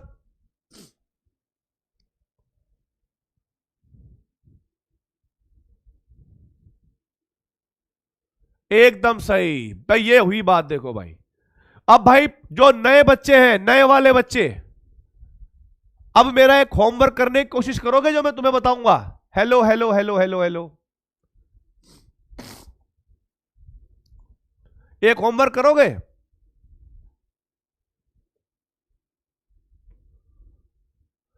देखो जो मैंने आज पढ़ाया है उसके नोट्स अच्छे से बने होने चाहिए, किसको क्या कहते हैं, ये सारी चीजें समझ में आनी चाहिए, क्योंकि इसका यूज मैं हेलो एल्केन्स में करवाऊंगा। अच्छे से पढ़ लेना। और पुराने वाले बच्चों, तुम्हें ये बोल रहा हूं, तुम्हें सब पता है, बस तुम्हें अपने जो नोट्स है 11वीं क्लास वाले वो रिवाइज करने हैं, वो रिवाइज करने हैं। क्योंकि यहां पर मैं शॉर्ट ट्रिक में रिवीजन करा रहा हूं, आपको फुल डिटेल में करवाया था, इसलिए थोड़ा डिफरेंस होगा, ठीक है। और इस डिफरेंस के लिए मैं क्षमा चाहता हूं भाई, क्योंकि देखो हमें टाइम 12th क्लास के हिसाब से चलना है, इसीलिए 11वीं वाले आप क्या करोगे, रिवीजन करोगे अपने नोट्स से। और 12th क्लास वाले जो जो इंपॉर्टेंट टॉपिक मैं बोल रहा हूं वो सारे अपनी नोटबुक में लिखो, पढ़ो, समझो और वापस आओ। मैं ये देखो भाई 100% की गारंटी नहीं देता अभी, लेकिन जब आपका 12th का सिलेबस होगा तो 11वीं वापस से रिवाइज करवाई जाएगी, फिर आपको पूरा डिटेल में पढ़ाऊंगा, मैं ही पढ़ाऊंगा, मैं ये वादा करता हूं। और हर दिन 15-15 मिनट पुराना चलता रहेगा, ताकि आप लोगों को हमेशा कनेक्ट रहे, 11वीं और 12वीं में अंतर ना समझ में आए, ठीक है। आपको लगे सब एक है, ठीक है। अब जरा देखो, आगे बढ़ते हैं भाई, आगे बढ़ते हैं भाई, इधर देखो। अब देखो भाई वापस से, अब जरा देखो भाई, यहां पर आपको क्या करना है। जीआई वालों तो मैंने बात कर दी, कौन जीआई शो करते हैं, कौन जीआई शो नहीं करते, ठीक है। अगर आपके पास डबल बॉन्ड कॉन्जुगेशन में हुए, डबल बॉन्ड कॉन्जुगेशन में मतलब क्या हुआ, double single, double bond single bond, तो ध्यान रखो अगर आपके पास कोई स्ट्रक्चर ऐसे सी एच, देखो ऐसे structure C double bond C, H single bond C, H double bond C H, ऐसे करके, खैर ये आप कंफ्यूज हो जाओगे, ये बाद में ही है, ठीक है, ये मैं आपको बाद में बता दूंगा।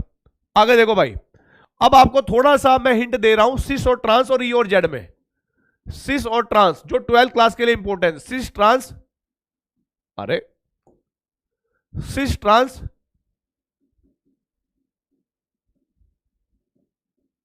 आइसोमेरिज्म, ठीक है, सिस ट्रांस आइसोमेरिज्म। अरे ओए बाय नहीं करना है, ऐसा नहीं भाग रहा हूं, छुट्टी नहीं कर रहा हूं मैं, पढ़ना है यहां पे, भाग गए कहीं से। सिस ट्रांस आइसोमेरिज्म देखो यहां पर ध्यान से, इधर देखो बेटा, ध्यान रखना है कि अगर चाहे तो रिंग हो और चाहे डबल बॉन्ड हो, चाहे तो रिंग हो चाहे डबल बॉन्ड हो, अगर मेरे पास कभी भी एक जैसे ग्रुप अपोजिट साइड में चले गए तो वो होते हैं ट्रांस, ट्रांस का मतलब होता है अपोजिट साइड, ठीक है।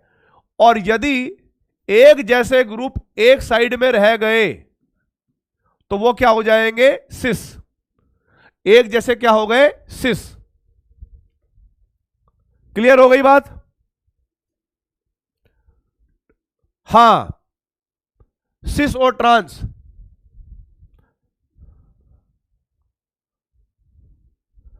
अब भाई ये नोट कर लिया, अब मैं यहां पर कुछ स्ट्रक्चर लिखूंगा, उन स्ट्रक्चरों में आपको पहचानना है कौन सा सिस है कौन सा ट्रांस है, ठीक है, कौन सा सिस है कौन सा ट्रांस है। तो देखो बेटा, सबसे पहला structure CH3 C double bond CH3 H H, फिर CH3 C double bond C H,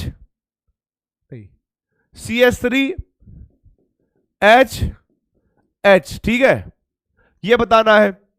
फिर आपको बताना है C double bond C chlorine bromine hydrogen hydrogen, फिर आपको C double bond C hydrogen chlorine hydrogen bromine, ठीक है। फिर आपको देखना है ऐसे ring hydrogen chlorine hydrogen chlorine.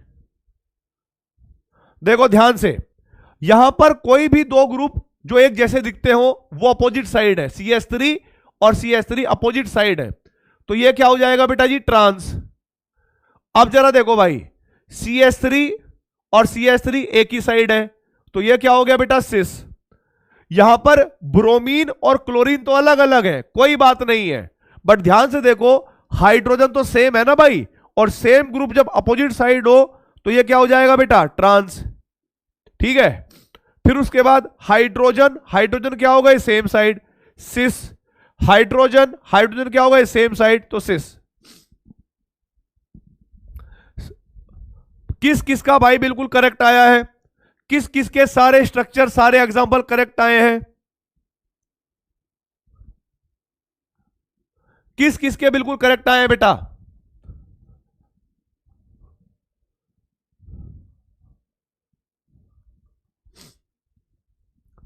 एकदम क्लियर, एकदम क्लियर, बहुत बढ़िया।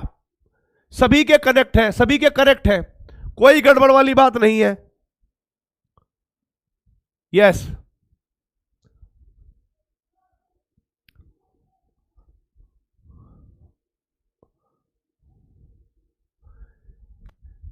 जो नए बच्चे हैं, ठीक है, जिनको ये लगता है कि सर हमारी 11वीं खराब है, आपको भी बताना है भाई, करेक्ट है ना सब कुछ, समझ में आ रहा है ना सब कुछ? हाँ, अभी तुम पर पूरा फोकस रहेगा कि तुम्हें पहले एकदम उस माहौल में घेर लिया जाए कि 12वीं क्लास की पूरी ऑर्गेनिक केमिस्ट्री तुम्हें अच्छे समझ में आए। बढ़िया भाई, बहुत बढ़िया, एकदम बेहतरीन।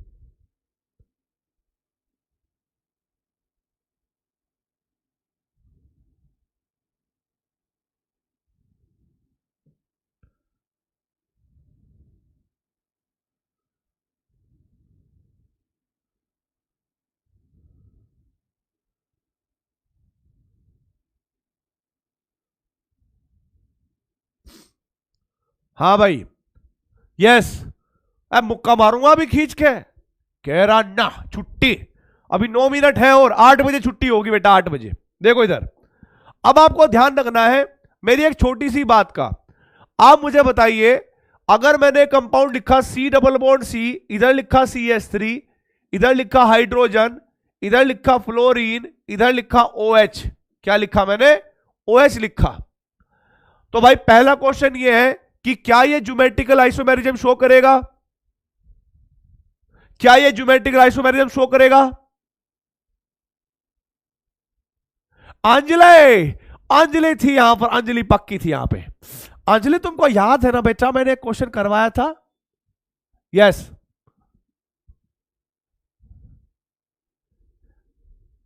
करेगा। देखो ये कितने हो गए? ओड। और देखो ये आपस में क्या हो गए? डिफरेंट। ये क्या हो गए आपस में? डिफरेंट। यानी ये ज्योमेट्रिकल आइसोमेरिज्म शो करेगा। तो भाई ये तो कंफर्म हो गया कि ये ज्योमेट्रिकल आइसोमेरिज्म शो करेगा। अब आप मुझे बताइए, ज्योमेट्रिकल आइसोमेरिज्म जो है ना, ज्योमेट्रिकल आइसोमेरिज्म तो करेगा। इसको मैं सिस कहूं या ट्रांस कहूं? इसको मैं सिस कहूं या ट्रांस कहूं, या भाई इन दोनों में से कुछ भी ना कहूं? इसको मैं सिस कहूं या ट्रांस कहूं, या इन दोनों में से कुछ भी ना कहूं?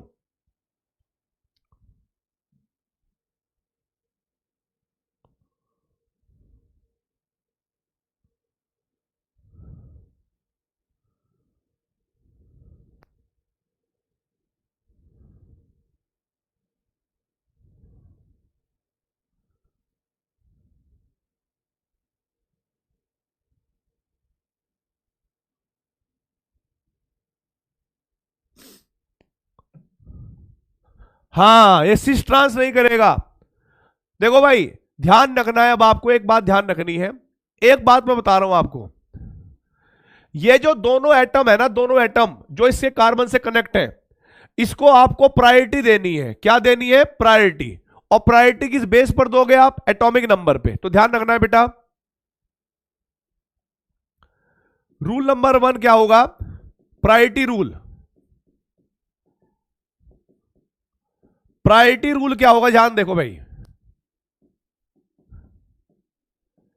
Atomic number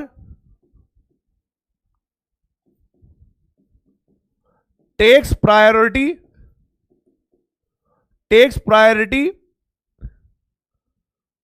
first. ठीक है भाई, atomic number takes priority first. तो देखो भाई, अगर यहां पर ये जो कार्बन डबल बॉन्डेड कार्बन है, इससे जुड़े हुए दोनों कनेक्टेड एटम को चूज करो। आप दोनों कनेक्टेड एटम को चूज करो, फ्लोरीन को और ऑक्सीजन को। और ये देखना है कि जिसका भी एटॉमिक नंबर ज्यादा होगा, जिसका भी एटॉमिक नंबर ज्यादा होगा उसको आपको प्रायोरिटी देनी है, ठीक है। तो भाई फ्लोरीन में और OH ग्रुप में ज्यादा प्रायोरिटी किसको मिलेगी? ज्यादा प्रायोरिटी किसको मिलेगी? मुझे पता है कि फ्लोरीन का एटॉमिक नंबर ज्यादा होता है, ऑक्सीजन का कम होता है, तो इसको मैं क्या कहूंगा भाई 1, और इसको क्या कहूंगा मैं 2। इसको मैंने क्या कहा 1 और इसको क्या कहा मैंने 2। फ्लोरीन को प्रायोरिटी दे दो आप, बहुत बेहतरीन बेटा। भाई समझदार बच्चे हो तो आपके जैसे हो, वरना ना हो, भले ही 6 महीने और एक्स्ट्रा लग जाए। बहुत बेहतरीन भाई, मजा आ गया। लक्ष्य नीट 2024 बहुत बढ़िया भाई, एकदम बेहतरीन। अब मुझे बताइए इन दोनों में, कार्बन में और हाइड्रोजन में, अगर आपको प्रायोरिटी देनी हो तो आप किसको प्रायोरिटी दोगे?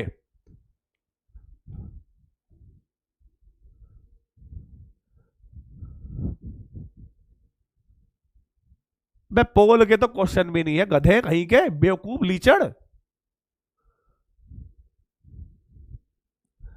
कार्बन और हाइड्रोजन में प्रायोरिटी देनी हो, कार्बन को दोगे, बिल्कुल सही बात है। तो इसको कहा आपने 1, इसको कहा आपने 2, इसको कहा 1, इसको कहा 2। ध्यान रखना है इसके बेसिस पर भी हम EZ ज्योमेट्रिकल आइसोमेरिज्म या आइसोमर्स प्रिडिक्ट करते हैं। तो हम कहेंगे भाई EZ आइसोमर्स। कैसे देखोगे?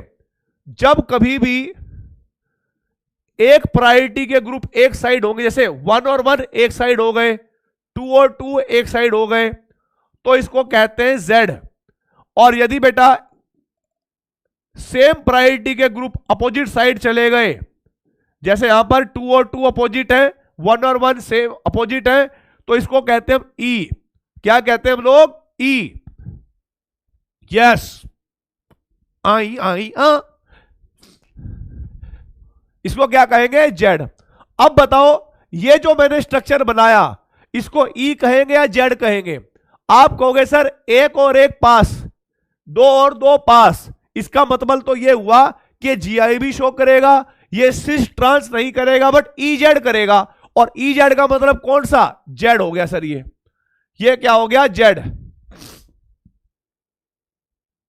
Z हो गया बेटा, ये बहुत बेहतरीन, वाह भाई वाह, Z हो गया। अब देखो दूसरा, अगर मैंने कहा कि C डबल बॉन्ड C, इधर मैंने फ्लोरीन लिखा, इधर मैंने CH3 लिख दिया, सॉरी CH3 नहीं, हाँ OH लिख दिया, और इधर मैंने हाइड्रोजन लिख दिया, और इधर मैंने CH3 लिख दिया। अब आप मुझे बताइए ये स्ट्रक्चर क्या होगा? बोलिए।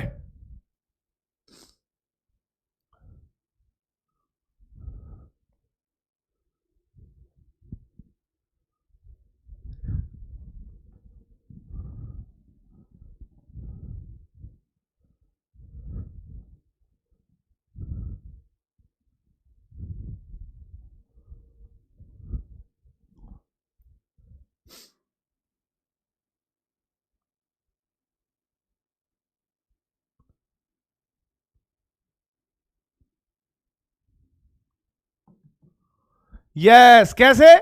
ये हो गया 1 ये 2, ये 1, ये 2, खत्म, टाटा बाय बाय, गया, है ना? बहुत बढ़िया बेटा, बहुत बढ़िया। तो भाई इस तरीके से हम EZ वालों का पता करेंगे, इस तरीके से हम सिस ट्रांस का पता करेंगे, इस तरीके से हम कौन ज्योमेट्रिकल आइसोमेरिज्म शो करता है, कौन नहीं करता, ये पता करेंगे, ठीक है। अब एक और टॉपिक इसमें बचता है, कितने ज्योमेट्रिकल आइसोमर होंगे।